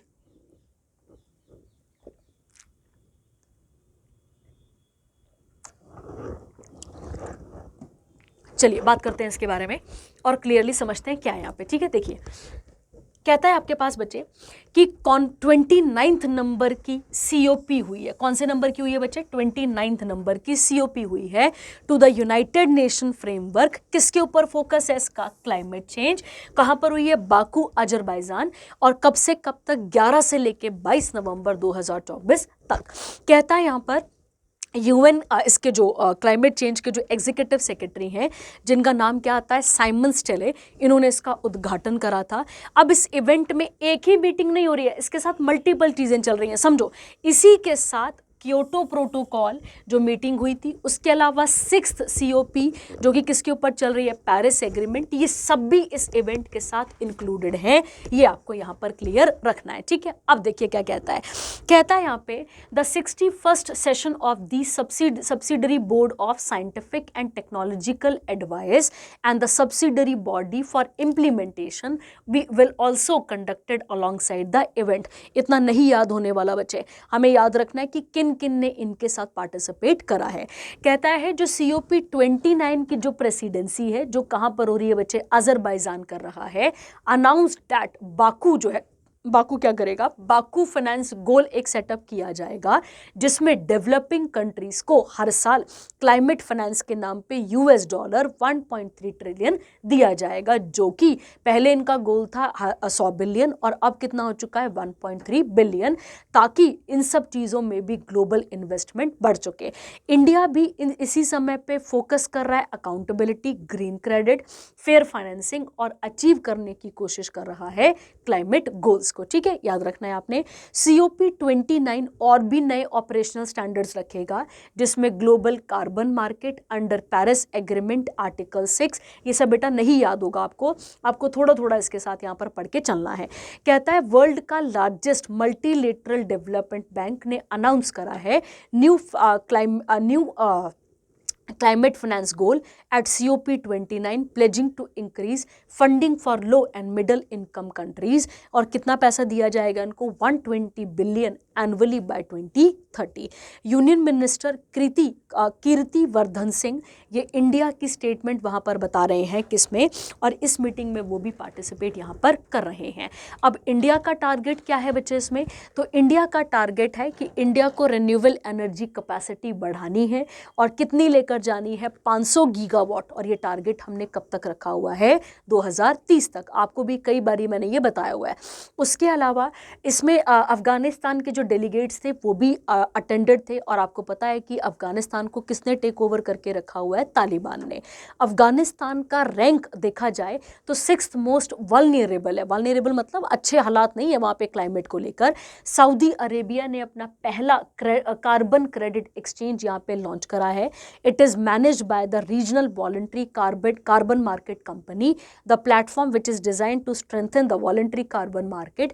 ये आप देख लेंगे बच्चे, कार्बन मार्केट के साथ है। ठीक है, वर्ल्ड का जो लार्जेस्ट मल्टीलेटरल डेवलपमेंट बैंक है उसने भी यही कहा है बच्चे कि हमें $, मतलब सीधी सीधी बात है, हमें क्लाइमेट फाइनेंस के ऊपर काम करना है, और आने वाले टाइम पे जिन गैसेस से ग्रीन हाउस एमिशन बढ़ रहा है उन्हें क्या करना है, रोकना है। वर्ल्ड मेटीरियोलॉजिकल ऑर्गेनाइजेशन ने स्टेट करा है क्लाइमेट अपडेट 2024 और 2015 से लेकर 2024 तक का टाइम पीरियड जो है वो वार्मेस्ट 10 ईयर देखने को यहाँ पर आपको मिलते हैं। ठीक है, हम सबको पता है कि जिस प्रकार से हमने अर्थ का सत्यानाश किया हुआ है, सत्यानाश क्यों किया हुआ है, क्योंकि जितनी हम फैक्ट्रीज इंडस्ट्रीज लेकर आ रहे हैं उतना कार्बन एमिट हो रहा है, जिससे ये प्रॉब्लम हमें देखने को मिल रही है। ठीक है, उसके अलावा कहता है 2024 में अगर ट्रैक देखा जाए ये हॉटेस्ट ईयर ऑन रिकॉर्ड आपको देखने को मिल जाएगा, potentially the first year to surpass 1.5 degree Celsius temperature increase over the pre industrial average phase. उसके बाद यहाँ पर क्या बोला गया है, इसी के अंदर एक एक्शन लिया गया है पीस, रिलीफ और रिकवरी के लिए, ताकि क्लाइमेट चेंज को साथ ही जो कन्फ्लिक्ट है और जो ह्यूमैनिटेरियन नीड्स हैं उनको भी पूरा किया जा सके। ठीक है, उसके अलावा UAE ने भी लॉन्च करा है ग्लोबल एनर्जी एफिशिएंसी इसी मीटिंग के अंदर।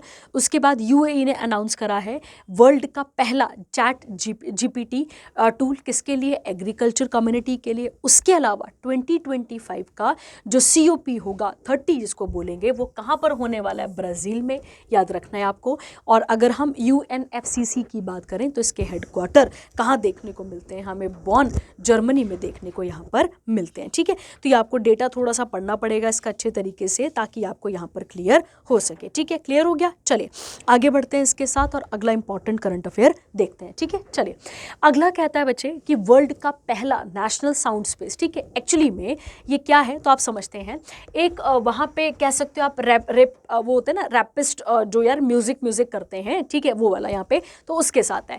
तो फिनलैंड ने लॉन्च करा है बच्चे कि वर्ल्ड का पहला, या फिर ऐसा कह सकते हैं वर्ल्ड का पहला नेशनल स्पेस साउंड स्पेस, जिसे क्या कहेंगे आप यहाँ पे, इसे ध्वनि यंत्र कह सकते हैं आप यहाँ पे, आयना या आइनिया कहेंगे, on the occasion of countries freedom. अब कंट्री किससे फ्रीडम हुई है, पहले तो ये क्वेश्चन याद रखना पड़ेगा।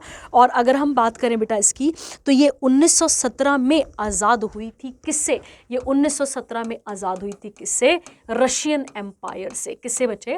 रशियन एम्पायर से। तब ये लॉन्च किया गया है। ये पहली कंट्री है जिसने नेशनल साउंड स्पेस को क्या करा है? ऑर्गेनाइज करा है। टाइटल क्या है इसका? आइनिया या एनिया से पढ़ सकते हैं, जिसका मतलब होता है साउंड और वॉइसेस और इन फिनिश। ठीक है, उसके बाद ये एक म्यूजिकल जर्नी बताती है पूरी के पूरी, और इसमें सीजन, लैंडस्केप, इन सब के बारे में भी बताएगी। ठीक है, जब हम फिनलैंड की बात करते हैं बेटा, फिनलैंड कहाँ पर आती है? तो आपको पहले तो याद रखना है फिनलैंड एक क्या है? तो एक नॉर्डिक कंट्री है। कैसी कंट्री है बच्चा? एक नॉर्डिक कंट्री है, जो कहाँ पर आती है? तो आप याद रखेंगे यूरोप में आपको देखने को मिलती है। तो नॉर्डिक कंट्री है, कहाँ पर आती है? यूरोप में। और ये सिटी, ये जो कंट्री है सॉरी, ये जानी जाती है किसके लिए? नंबर ऑफ लेक्स के लिए। ठीक है, अनगिनत लेक्स हमें यहाँ पर देखने को मिल जाती हैं। और किससे आज़ादी मिली थी इन्हें? रशिया से। अब देखिए, अकॉर्डिंग टू 2024 जो वर्ल्ड हैप्पीनेस रिपोर्ट आई थी, उसके अकॉर्डिंग फिनलैंड जो है वो is the happiest country in the world for the 7th year in a row. ठीक है, तो 7वीं बार लगातार ये क्या बनी है हमारे पास? ये वर्ल्ड की हैप्पीएस्ट कंट्री हमें देखने को यहाँ पर मिल जाती है। क्लियर है बच्चे यहाँ तक आपके पास? चलिए आगे बढ़ेंगे, अगला देखते हैं। अगला आता है, इंडिया जो है वो एज्यूम करने जा रहा है किसकी चेयरमैनशिप? 68 UNCND। अब ये CND क्या है पहले ये समझते हैं। ठीक है, देखिए कहता है commission on narcotic drugs. Narcotic आपको पता है, ड्रग्स की आप सबको पता ही है।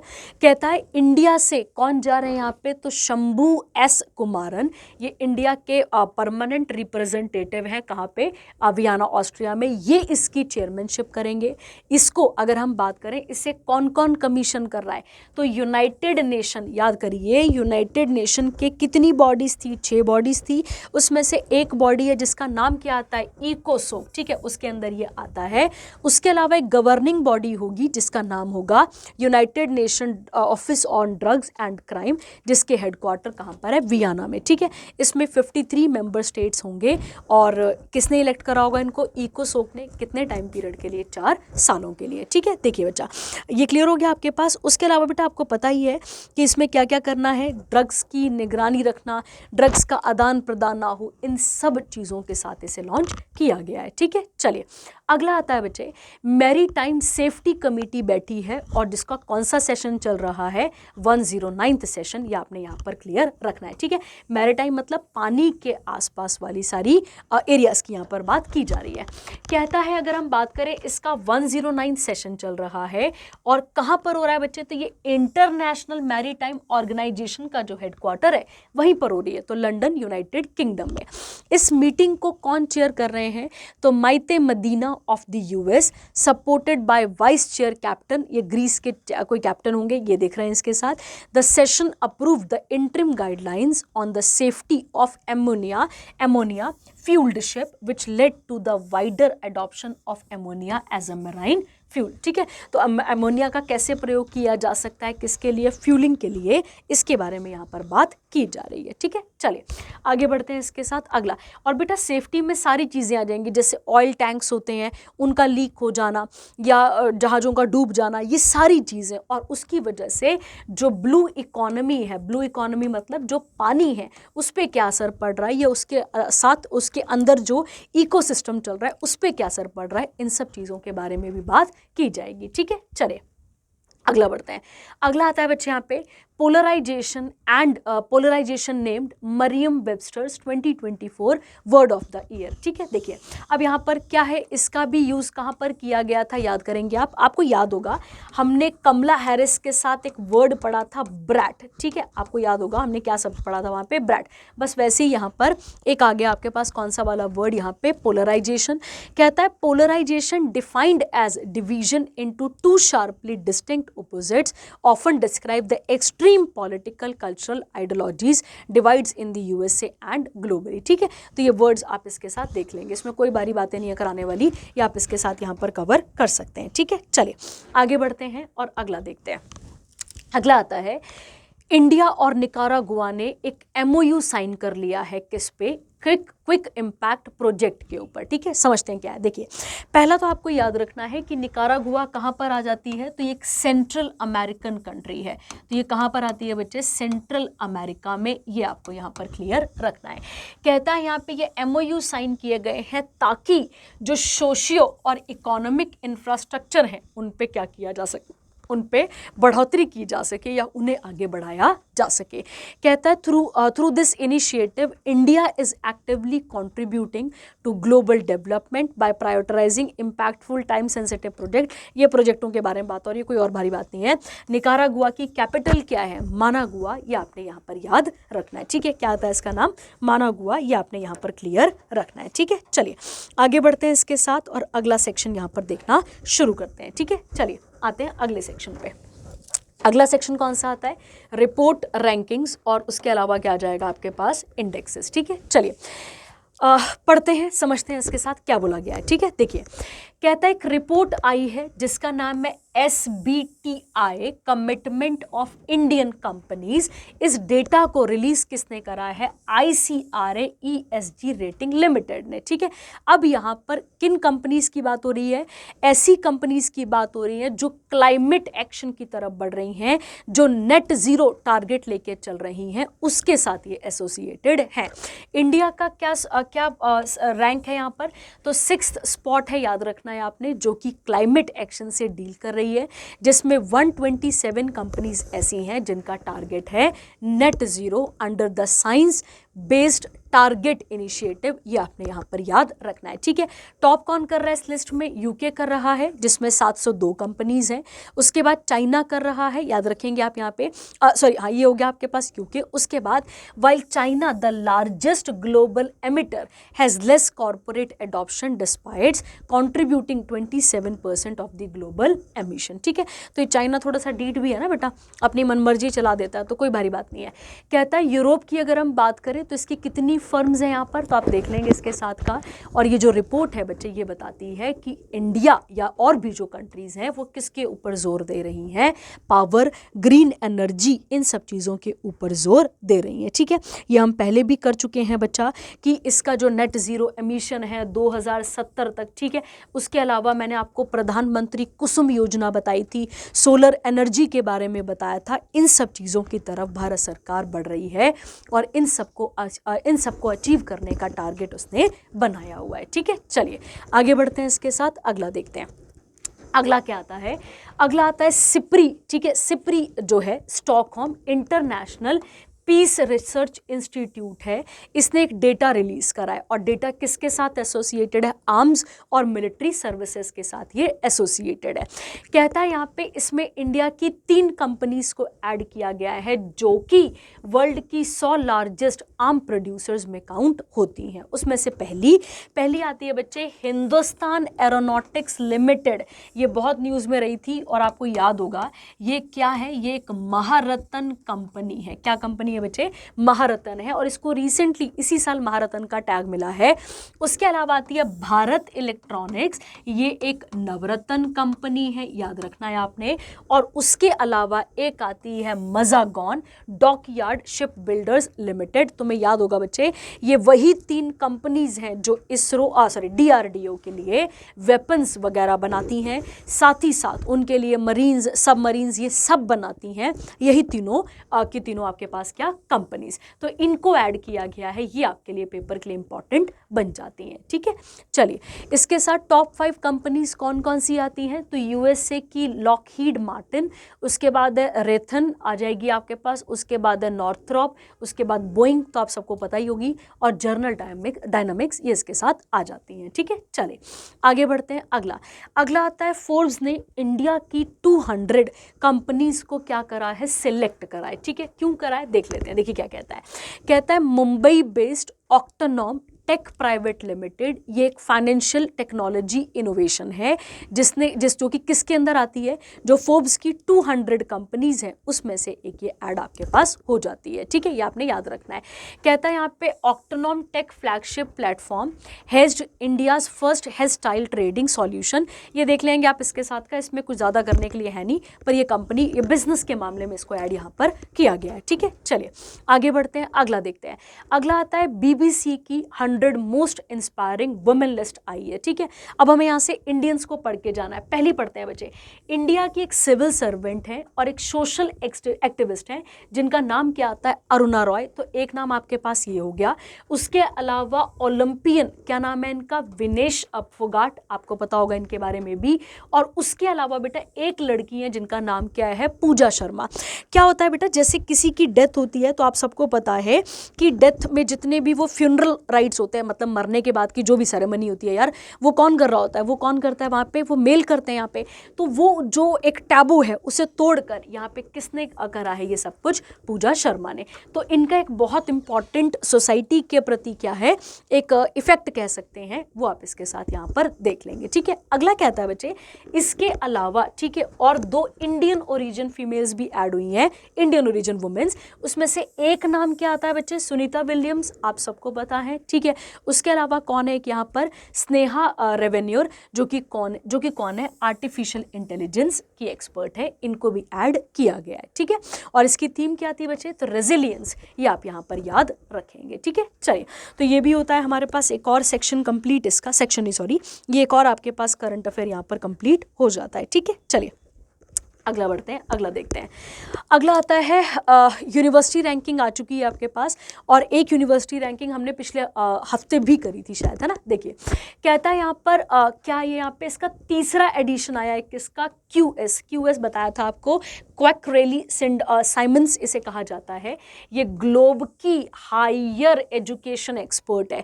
जैसे हमारे यहाँ भी एक ऑर्गेनाइजेशन है, मैं भूल रही हूँ, पर आप इसको यहाँ पर अभी देख लेंगे, ये आती है आपके पास क्यूएस वाली। ठीक है, देखिए इसके according Indian institute of technology ने टॉप करा है, यहाँ पर आपको याद रखना है क्या पोजीशन है इसकी, 171st। उसके अलावा इसने अपनी रैंकिंग को इम्प्रूव करा है, इतना काम का नहीं है।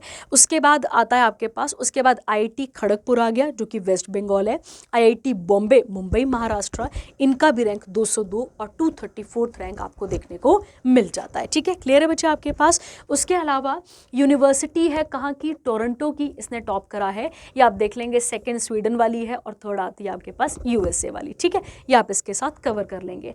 और शायद मैं भूल रही हूँ, शायद NIRF है जो रैंकिंग प्रोवाइड करती है इंडियन यूनिवर्सिटीज़ को। ठीक है, आप मुझे चेक करके बताएंगे इसको। ठीक है, चलिए आगे बढ़ते हैं।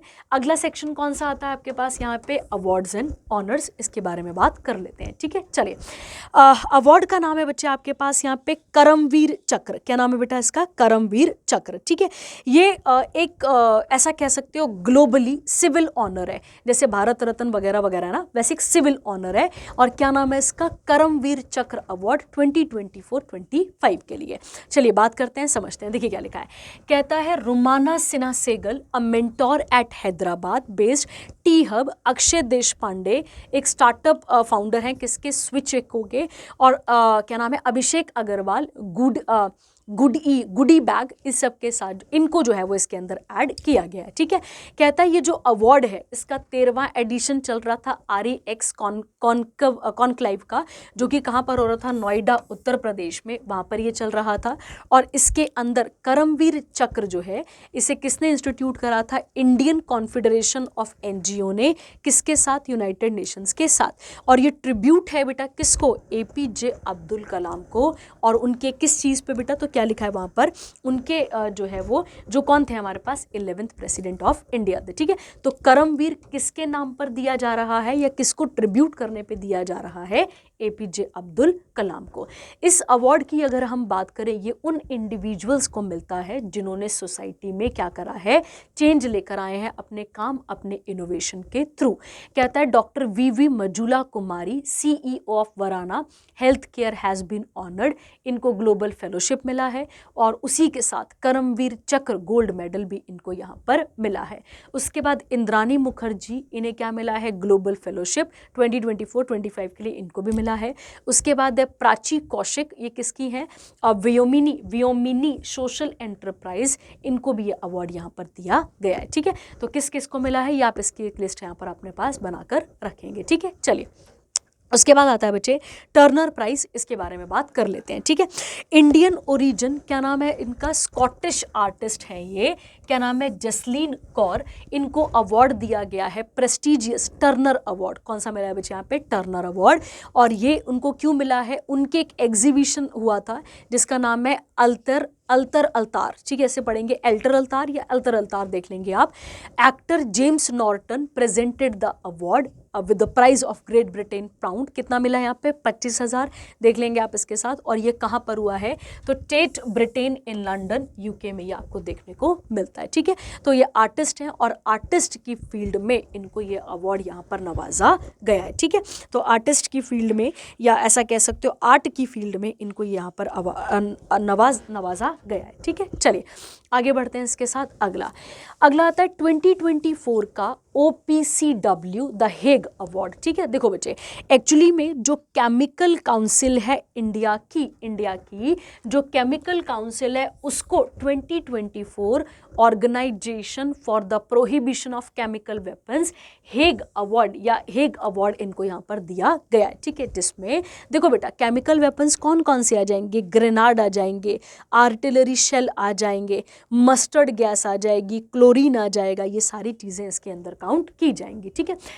ये हुआ है वहाँ पर 29 सेशन चल रहा था इसका नीदरलैंड में और वहाँ पे ही इसे यहाँ पर नवाजा गया है।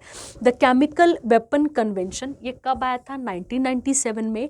और इसमें क्या कोशिश की गई है कि जितने भी केमिकल वेपन्स हैं उन्हें ख़त्म किया जा सके, एलिमिनेट किया जा सके। क्यों, क्योंकि इससे जान का बहुत ज़्यादा नुकसान होता है। प्रॉपर्टी तो होती है डिस्ट्रॉय, पर उसके अलावा जान का ज़्यादा नुकसान देखने को मिलता है। इसी ऑर्गेनाइजेशन को 2013 के लिए क्या मिल चुका है, नोबेल पीस प्राइज भी अवार्ड भी मिल चुका है। ठीक है, अगला आता है रॉकडेल पायनियर्स अवार्ड, इसके बारे में बात कर लेते हैं और देख लेते हैं क्या क्या क्वेश्चन इसके साथ बनते हैं। ठीक है, चलिए आते हैं और समझते हैं। कहता है डॉक्टर उदय शंकर अवस्थी MD और CEO हैं किसके, इफ्को के। आप सबको पता है फर्टिलाइजर कोऑपरेटिव लिमिटेड है, उसके ऑनर कह सकते हो, MD कह सकते हो। इनको रॉकडेल पायनियर अवार्ड मिला है कहाँ पर, इंटरनेशनल कोऑपरेटिव अलायंस। अगर आपको याद हो तो ये चल रहा था, मैंने आपको कोऑपरेटिव सोसाइटीज़ के बारे में पिछले लेक्चर पे आर्टिकल 19, उसके बाद आर्टिकल नंबर 43B और उसके अलावा शायद मैंने आपको 97 कॉन्स्टिट्यूशनल अमेंडमेंट के बारे में बताया था। ठीक है, अगर आपको याद होगा तो। कहता है अगर हम बात करें यहाँ पे इनको ये अवार्ड दिया गया है। अवस्थी सेकंड इंडियन बन चुके हैं, क्योंकि पहले किसे मिला था, वर्गीस कुरियन को। और वर्गीस कुरियन को हम क्या बोलते हैं, फादर ऑफ वाइट रेवोल्यूशन। और आप सबको पता है वाइट रेवोल्यूशन किसके साथ एसोसिएटेड है, मिल्क के साथ। और 26 नवंबर को हम क्या मनाते हैं, नेशनल मिल्क डे मनाते हैं। ये आपको यहाँ पर पता होना चाहिए। ठीक है, अब देखो कहता है अगर हम बात करें डॉक्टर US अवस्थी को क्या कहा जाता है, फर्टिलाइजर मैन ऑफ इंडिया कहा जाता है, याद रखना है आपने। According to world cooperative monitor report IFFCO rank first among the 300 cooperatives in the world. ठीक है, और ये मेन किससे डील करती है बच्चे, फर्टिलाइजर से डील करती है। ठीक है, अगला आता है बच्चे आपके पास यहाँ पे इंटरनेशनल मैरीटाइम अवार्ड है। ठीक है, मैरीटाइम अवार्ड बोलने का मतलब क्या हो गया बेटा, यहाँ पे ऐसे लोग जिन्होंने मैरीटाइम के सेक्टर में कंट्रीब्यूशन दिया है, जैसे इन टैंकर्स का लीक हो जाना या फिर डूब जाना, इस तरीके से वहाँ से इवैक्यूएट करके लेकर आना लोगों को, सब चीज़ों के लिए इस चीज़ के लिए अवार्ड यहाँ पर दिया जा रहा है। देखिए क्या लिखा है, कहता है कैप्टन इयान फिनले परमानेंट रिप्रेजेंटेटिव है किसके, कुक आइलैंड के। अब आपके दिमाग में क्वेश्चन आना चाहिए कुक आइलैंड है कहाँ पे, तो ये कहाँ पर आता है बच्चे, ये साउथ पैसिफिक ओशन में आता है। कहाँ पर आता है बच्चे, ये आता है साउथ पैसिफिक ओशन पे आपको देखने को ये मिलता है। कहता है इस अवार्ड की अगर हम बात करें तो ये कहाँ पर हुआ है, तो आप याद रखेंगे लंदन में। IMO अवॉर्डेड द 2024 एक्सेप्शनल, अब देखो मैंने बोला ना आपको कि क्या है यहाँ पे, bravery at sea award at to the captain और क्रू को मिलते हैं यहाँ पे, captain and crew of the oil tanker Marlin Luanda and the captain and the crew of tug boat, क्या नाम है इनका, पिमेक्स माया। उसके बाद इंडिया की अगर आप बात अगर आप वैसे बात करेंगे तो captain Abhilash Rawat and the crew of Marlin Luanda were recognised for their exceptional courage and leadership. जब 26 जनवरी को इसके ऊपर क्या हुआ था, कोई एरियल डिवाइस इसके ऊपर स्ट्रक हो गई थी, किसके ऊपर, टैंक के ऊपर, ठीक है। कहता है captain George Fernando Glavis Fuentes and the crew of tugboat Pemex Maya, इनको क्यों मिला है, तो एक हरिकेन आया था ओटिस, उससे बचने के लिए या स्टॉर्म्स में बचने के लिए इनको ये अवार्ड दिया गया है, ठीक है। तो एक को अवार्ड मिला है 2023 के लिए और एक को किस चीज़ के मिला है, 2024 के लिए। तो ये आपने यहाँ पर देखना है, ठीक है। अगला आता है ISSA good practice award for Asia and Pacific region के लिए इस अवार्ड को यहाँ पर हम पढ़कर खत्म कर लेते हैं, ठीक है। देखिए क्या लिखा है, कहता है इंडिया को ऑनर किया गया है किसके साथ, इंटरनेशनल सोशल सिक्योरिटी, नाम से क्लियर हो रहा है बच्चे, सोसाइटी के वेलफेयर के लिए है, social security association good practice award Asia और पैसिफिक रीजन के लिए इनको दिया गया है। ये अवार्ड किसने दिया है, तो आप देखेंगे मोहम्मद अजमान जो कि प्रेसिडेंट है ISSA के, और कहाँ पर हो रही थी ये मीटिंग, तो रियाद सऊदी अरेबिया में हो रही थी।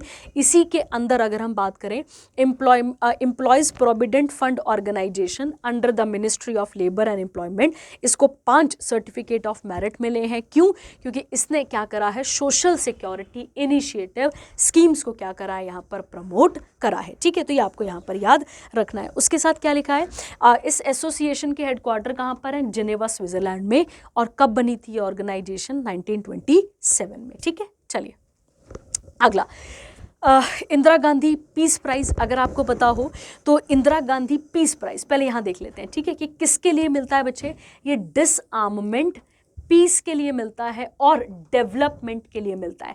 आपको याद होगा पिछली अभी कुछ करंट अफेयरों में हमने पढ़ा था कि ये किससे मिला, तो इजराइल के एक पियानिस्ट थे, क्या नाम था उनका, डेनियल, और प्लेस्टोसीन के कौन थे, अली अबू आबाद, ठीक है। इनको अपने स्पीचेस के लिए मिला था और इनको पियानो, मतलब म्यूजिक से दंगे खत्म करना, इस तरीके से आप यहाँ पर कह सकते हैं। अब ये किससे मिला है, देखो क्या लिखा है, कहता है यहाँ पे फॉर्मर प्रेसिडेंट है किसके, चाइल्ड के, जिनका नाम है वेरोनिका मिशेल, अब बस याद रखेंगे मिशेल करके आप याद रखो, इन्हें मिला है। क्यों, क्योंकि इनका मेन कंट्रीब्यूशन किस पे है, ह्यूमन राइट, पीस, इक्वालिटी पे आपको देखने को यहाँ पर मिलता है, ठीक है। और इन्हें सिलेक्ट करने वाली ज्यूरी का नाम क्या था, तो शिवशंकर मेनन जो कि हेड है इसके, फॉर्मर सेक्रेटरी भी हैं किसके, नेशनल सिक्योरिटी एडवाइज़र के। और कितने पैसे मिलेंगे यहाँ पे, 25 लाख, और एक सर्टिफिकेट आपको देखने को मिलेगा, ठीक है। ये आपने यहाँ पर याद रखना है, ठीक है, याद रखना है आपने इसके साथ। और ये एक इंडिविजुअल को भी दिया जा सकता है, एक ऑर्गेनाइजेशन को भी यहाँ पर दिया जा सकता है, ठीक है। और ये प्राइज़ बने कब थे, तो आपको याद रखना है 1986 में ये प्राइज़ बनकर तैयार हो चुका था। सबको पता है इंदिरा गांधी कौन है, Indira Gandhi first women prime minister of India का आप इन्हें कह सकते हैं, ठीक है। चलिए, और नेशनल इमरजेंसी के लिए तो जानी जाती हैं ये। चलिए अगला आता है ग्लोबल नर्सिंग अवार्ड, ठीक है। एक आपको पता होगा इंडिया में भी एक अवार्ड मिलते हैं, किसके नाम पे, उनका नाम है फ्लोरेंस नाइटिंगेल। क्या नाम है उनका बच्चे, फ्लोरेंस नाइटिंगेल, जिन्होंने इंडिया में मॉडर्न नर्सिंग की शुरुआत की थी। किसकी शुरुआत करी थी बच्चा, मॉडर्न नर्सिंग की इन्होंने यहाँ पर क्या करी थी, शुरुआत करी थी। तो ये आपको यहाँ पर क्लियर रखना है, ठीक है। देखिए कहता है किसे मिला है अभी ये, तो नर्स मारिया विक्टोरिया जोआन, जो कि कौन है बेटा, तो ये एक ना देखो ऐसे समझो, ये कौन है, ये एक्चुअली में जो फिलिपियन आर्मी हेल्थ सर्विसेज हैं वो हैं यहाँ पर ये, और उसके साथ साथ इनका वहाँ पे एक बहुत कंट्रीब्यूशन रहा है नर्सिंग प्रोफेशन पे, उनको ये अवार्ड यहाँ पर दिया गया है। ठीक है, चलिए आगे बढ़ते हैं। अगला कौन सा सेक्शन आता है आपके पास? डिफेंस और मिलिट्री एक्सरसाइजेस, इसके बारे में बात कर लेते हैं। ठीक है, देखिए एक्चुअली में हमारे पास पहले मल्टी रोल, अगर हम बात करें यहाँ पे, हमारे पास मल्टी रोल क्या थे बच्चे? हेलीकॉप्टर्स थे, जो कि कहाँ से आए हुए थे? यूके से हमने लिए हुए थे, जिनका नाम क्या था? सी किंग चॉपर। इनका हम यूज़ कर रहे थे, इनका यूज़ हमारी इंडियन नेवी यूज़ कर रही थी।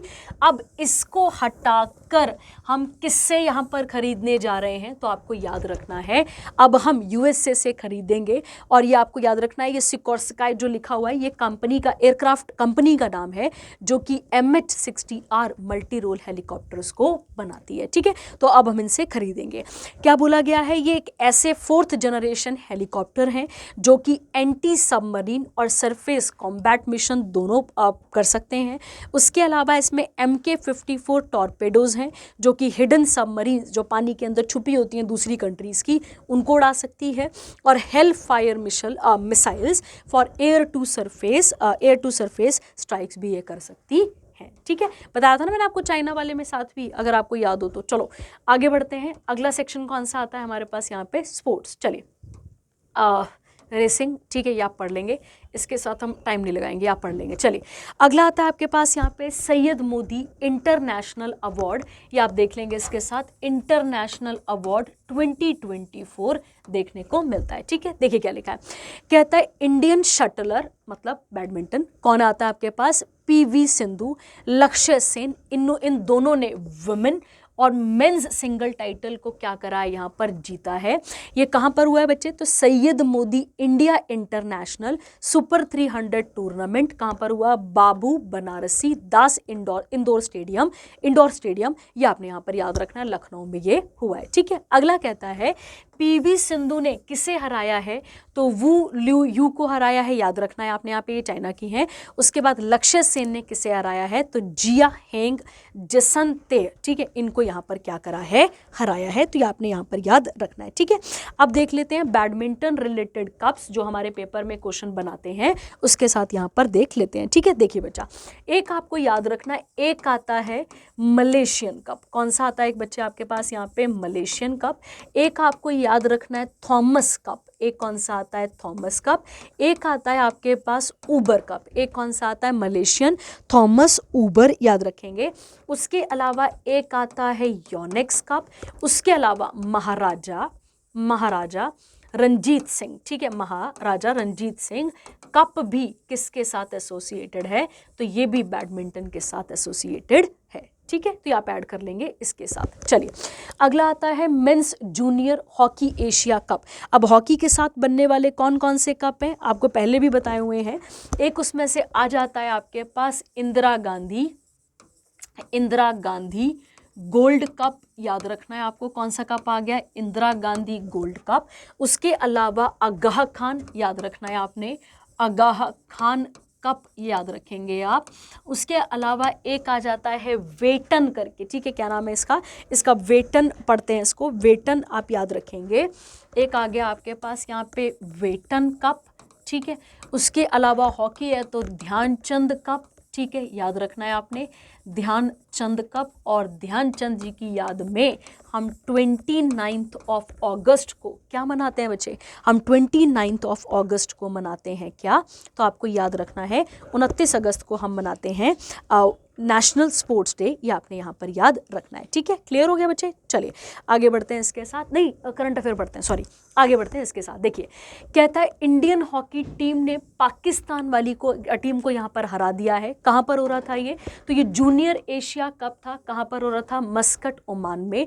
ये इंडिया का 5th टाइटल है 2004, 8, 15, 23 में और अब 2024 में भी। ठीक है, पाकिस्तान का क्या रैंक है यहाँ पे? तो 2nd है। जापान डिफीटेड मलेशिया बाय 2-1 और कौन से रैंक पे आ चुका है? 3rd। ठीक है, अगला हॉकी इंडिया ने अनाउंस करा है कि कैश रिवॉर्ड मिलेगा कितना? 2 लाख ईच प्लेयर को और 1 lakh each support staff member को जिन्होंने ये टाइटल यहाँ पर विन करा है। ठीक है, अगला कहता है कोच कौन है बेटा यहाँ पर, तो आपको पता होगा श्रीजेश जिन्होंने रिटायरमेंट ले ली थी, और उनके साथ एक और बंदा है जिसका नाम क्या आता है, अमीर Ali. Player of the tournament कौन रहे हैं, तो अरायजीत याद रखना है आपने, सिंह हुंदल इंडिया के, और गोलकीपर ऑफ द टूर्नामेंट कौन रहे हैं, रफाइजुल सैनी मलेशिया के। ठीक है, ये जो men's hockey junior Asia cup है ये एक international under 21 field hockey tournament है, और इसे कौन कंडक्ट कराता है, एशियन हॉकी फेडरेशन याद रखना है। ये टूर्नामेंट पहली बार कब हुआ था, 1988 में, और बस इतना सा आपको यहाँ पर क्लियर रखना है। ठीक है, और इंटरनेशनल हॉकी फेडरेशन, ध्यान देंगे, इंटरनेशनल हॉकी फेडरेशन की अगर आप बात करें तो ये कहाँ पर, इसके हेडक्वार्टर कहाँ पर हैं, तो आप याद रखेंगे लाओसाने बार बार हमने पढ़ा हुआ है, कहाँ पर आता है, स्विट्जरलैंड पे आपको देखने को मिलता है। कौन सा आ जाता है आपके पास, ये इंटरनेशनल हॉकी फेडरेशन, और ये कब बना था बच्चे, तो 7 जनवरी 1924 को ये ऑर्गेनाइजेशन बनी थी। ठीक है, इंटरनेशनल हॉकी फेडरेशन। ठीक है, चलिए अगला सेक्शन आता है आपके पास बैंकिंग और इकोनॉमी, इसके बारे में बात कर लेते हैं। ठीक है, चलिए वर्ल्ड बैंक की रिपोर्ट आई है बच्चे। ठीक है, वर्ल्ड बैंक की रिपोर्ट आई है। देखो क्या है, एक्चुअली में आप सबको पता है बेटा कि इंडिया जो है वो इंफ्रास्ट्रक्चर की तरफ बहुत बढ़ रही है। ठीक है, हम इंफ्रास्ट्रक्चर की तरफ इतना ज़्यादा बढ़ रहे हैं, हम इंफ्रास्ट्रक्चर बना रहे हैं, तैयार कर रहे हैं। जब हम ये सब चीज़ें कर रहे होंगे तो पैसा तो लगेगा इन सब चीज़ों को बनाने के लिए, तो पैसा जो है वो कंट्रीज़ क्या करती हैं, दूसरी कंट्रीज से कर्ज भी लेती हैं, और जो बैंकिंग या फिर फाइनेंशियल इंस्टीट्यूशंस होते हैं उनसे भी कर्ज लेती है। अब वो जो कर्ज लेती है बेटा, उस कर्ज को वापस भी तो करना होता है ना, कोई दान थोड़ी दे रहा है, उस कर्ज को क्या करना होता है, वापस भी करना होता है। तो वो उसी के साथ ये न्यूज़ है। देखो क्या लिखा है, कहता है अगर वर्ल्ड बैंक की लेटेस्ट इंटरनेशनल डेब्ट रिपोर्ट देखें 2024 की, तो ये कहती है कि इंडिया का जो टोटल डेब्ट है, कर्जा जो है भारत पे, वो कितना है, $31 बिलियन, और अब कितना हो चुका है यहाँ पर, 646.79 बिलियन इन 2023। ये रिपोर्ट बताती है कि इंटरनेशनल पेमेंट जो है वो क्या हो चुका है, यहाँ पे इंक्रीज हो चुका है, मतलब कर्जा बढ़ चुका है, ये आपको यहाँ पर याद रखना है। उसके अलावा बेटा देखो, क्योंकि इंफ्रास्ट्रक्चर पे आप बढ़ोगे, इंफ्रास्ट्रक्चर के लिए क्या लगेगा बेटा, पैसा लगेगा, और पैसा हमसे ही आएगा या फिर बाकी जगहों से लोन लिया जाएगा। ठीक है, तो ये आपने इसके साथ देख लेना है। उसके बाद कहता है वर्ल्ड बैंक के प्रेसिडेंट कौन है, अजय बंगा। इसके हेडक्वार्टर कहाँ पर है, वॉशिंगटन DC यूएस में, और इसकी स्थापना कब हुई थी, 1944 में। ठीक है, तो ये आपने यहाँ पर इसके साथ देख लेना है।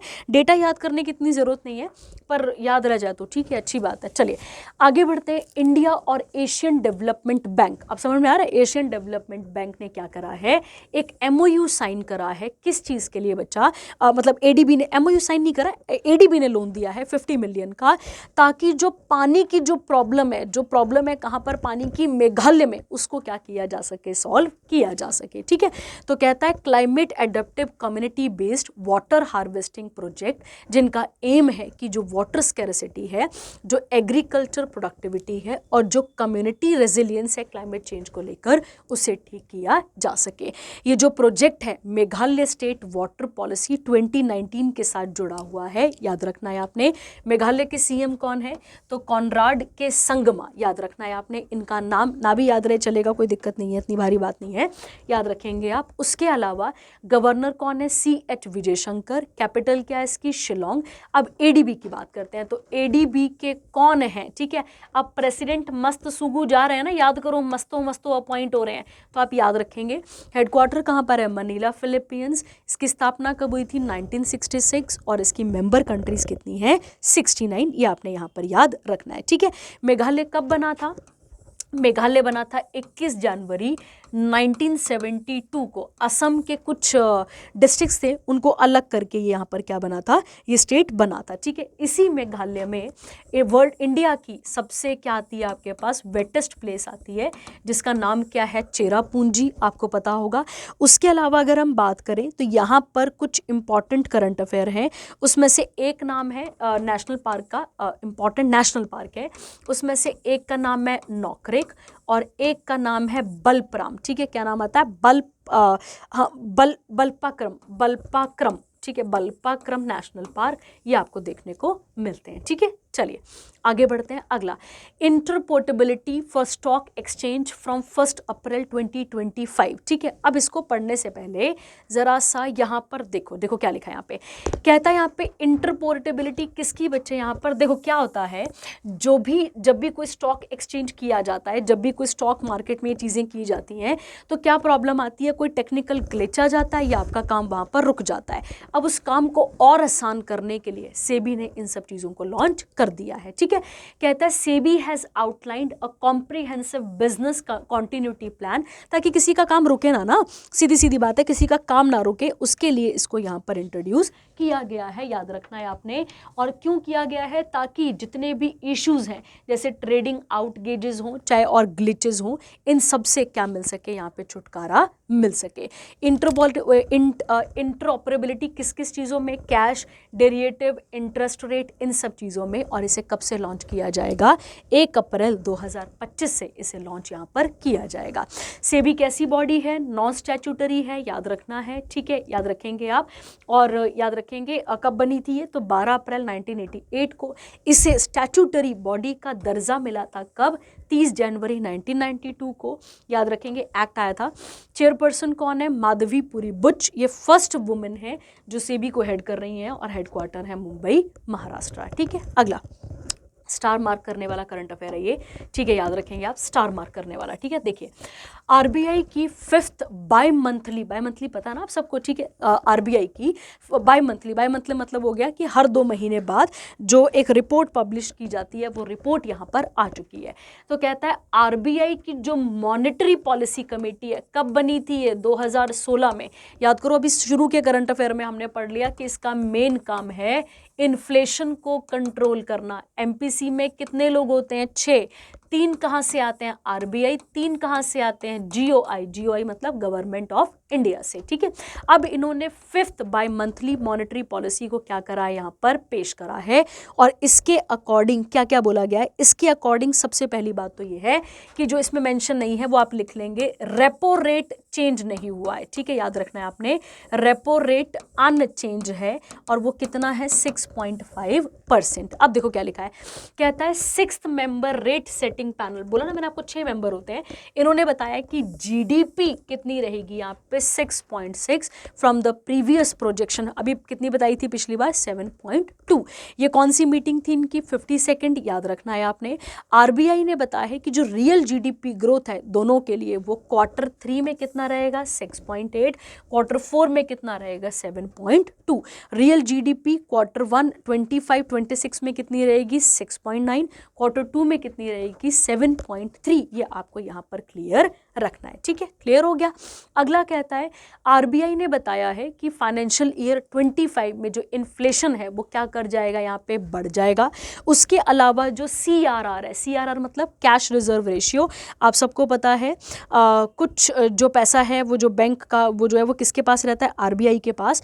तो वो यहाँ पर आरबीआई के पास जो रहता है उसे सीआरआर कहते हैं। तो वो भी क्या हो जाएगा यहाँ पे, उसमें थोड़ी सी घटोतरी हुई है। वो पहले कितना था, तो वो पहला था 4.5%, ऐसे याद रखोगे आप, 4.5% था, 5% नहीं है, अब 4% रह गया है।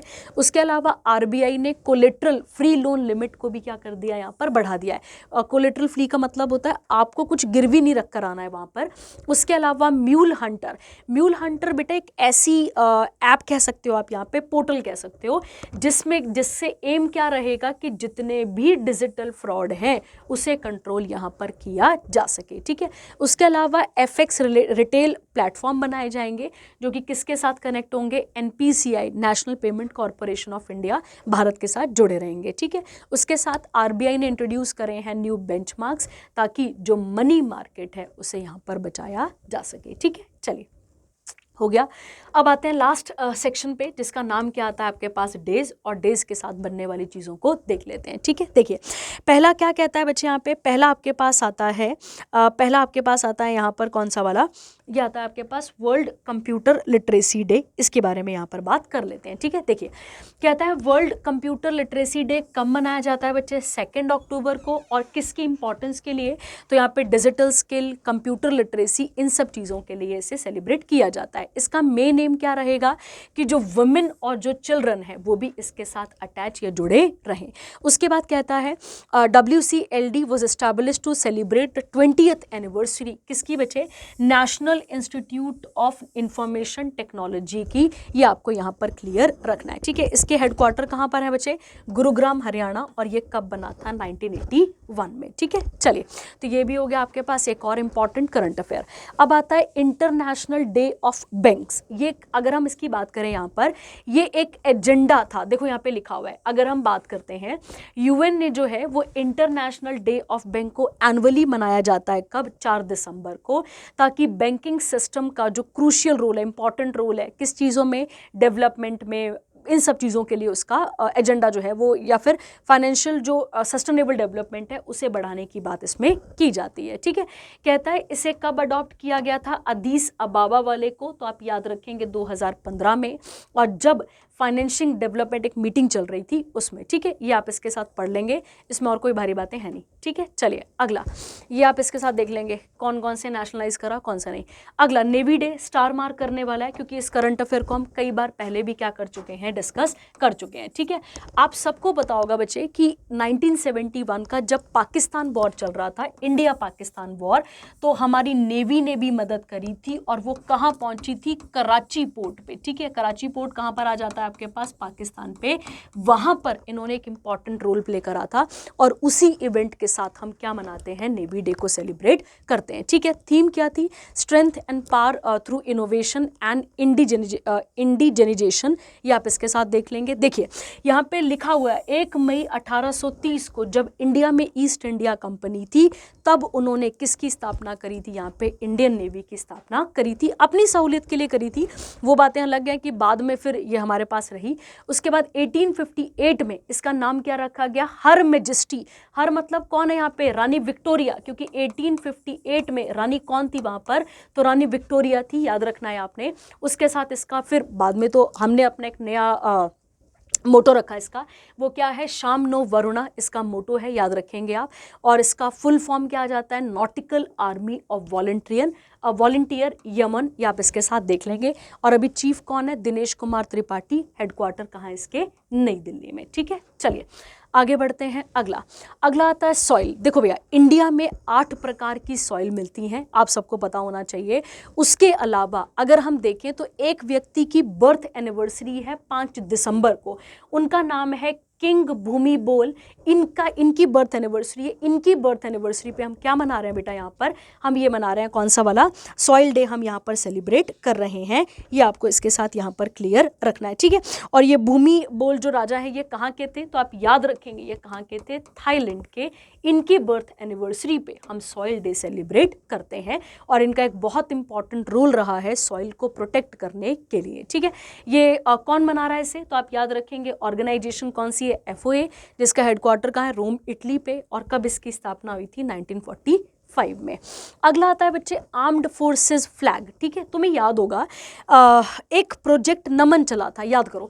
नमन प्रोजेक्ट में क्या था बेटा कि जो भी विडोज थी, ठीक है, जो भी विडोज होती हैं, या फिर जिनके भी जो सोल्जर्स होते हैं, जिनके भी जो फैमिली मेम्बर होते हैं जो आर्मी में है, अगर वो उनकी डेथ हो जाती है, जो एक्स सर्विस मैन होते हैं, उनकी ब्रेवरी के लिए इसको यहाँ पर लॉन्च किया गया है। देखिए क्या कहता है इसे इंडिया में क्रॉस किया मनाया जाता है कब, 7 दिसंबर को। और ये किससे बताता है, ब्रेवरी, सेक्रीफाइस और dedication of the main and women, जो कि कहाँ अपना रोल प्ले कर रहे हैं, आर्मी, नेवी और एयरफोर्स में।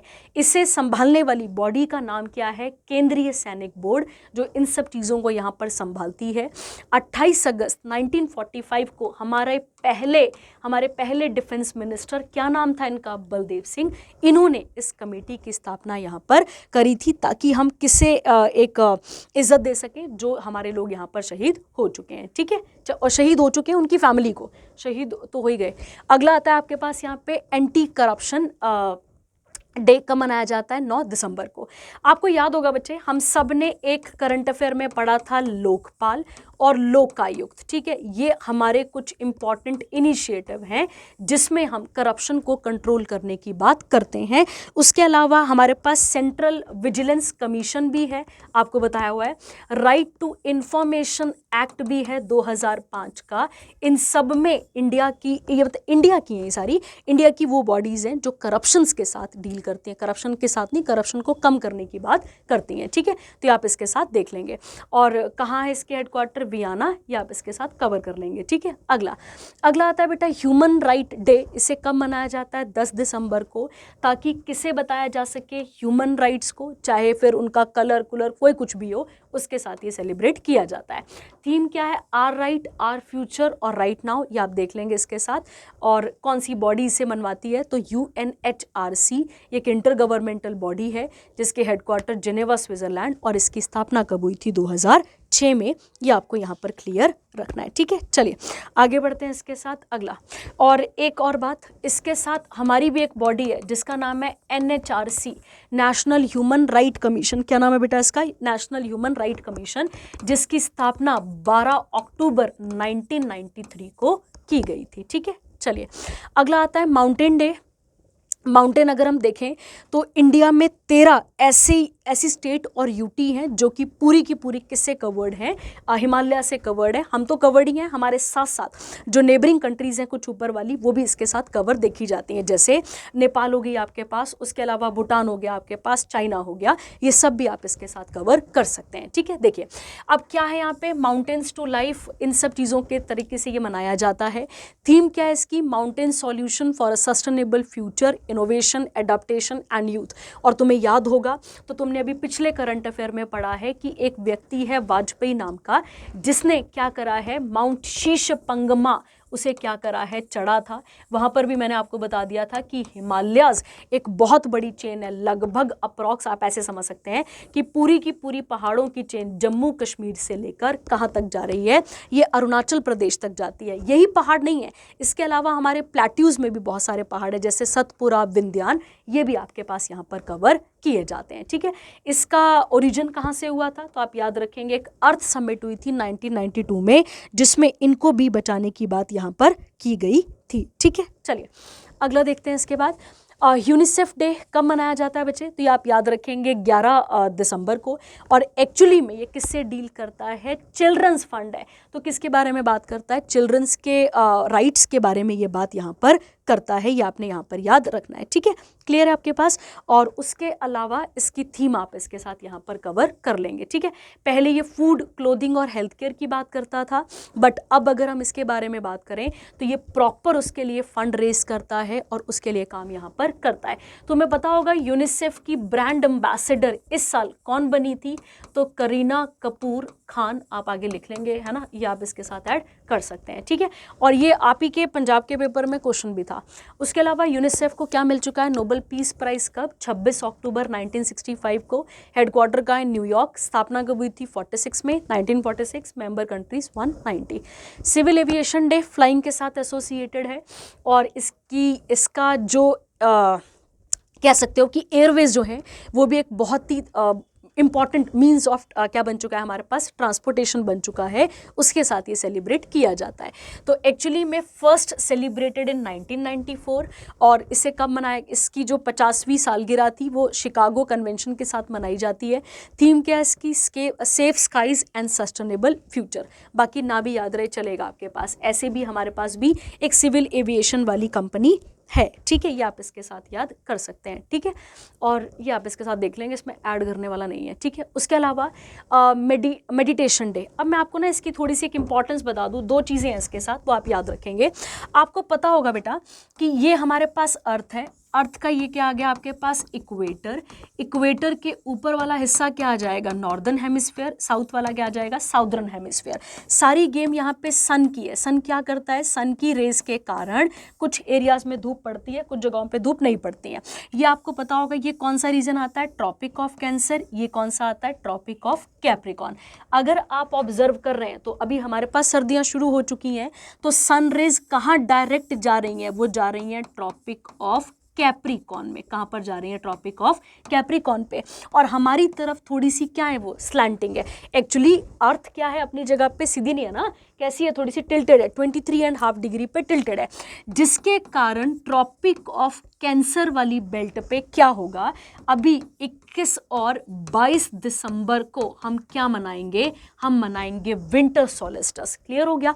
इसी डे को कोमेमोरेट करने के लिए, और इसी को उत्तरायण भी कहा जाता है। उत्तरायण मतलब अब जो है, जो ये है अपने पास सन है, वो उत्तर की तरफ आएगा, वो बाद में आएगा, लेट आएगा भी अपने पास, लोहड़ी के आसपास आता है, वो बात की बात है। पर आपने याद रखना ये 21 दिसंबर के साथ है, तो इसके साथ हम क्या मना रहे हैं? Winter solstice. अब इसका ओपोजिट देखो, इसका ओपोजिट ठीक 6 महीने बाद हम क्या मनाएंगे? समर सोलिस्टिस मनाएंगे। और वो कब मनाएंगे? हम 21 जून को मनाते हैं, और 21 जून को हम मनाते हैं इंटरनेशनल योगा डे। ठीक है, तो समर सोलिस्टिस के साथ आ गया योगा डे, और विंटर सोलिस्टिस के साथ तुम्हारे पास क्या आ जाएगा? World meditation day. ठीक है, ताकि लोग जो हैं वो अपने आप को स्पिरिचुअली क्या कर सकें? यहाँ पर कनेक्ट कर सकें। ठीक है, क्लियर हो गया? चलिए, तो ये थे आपके पास कुछ important current affair. I hope आपको यहाँ तक चीज़ें समझ में आई होंगी। जो भी आपको डाउट रहेगा वो आप पूछ सकते हैं। Thank you, have a nice day.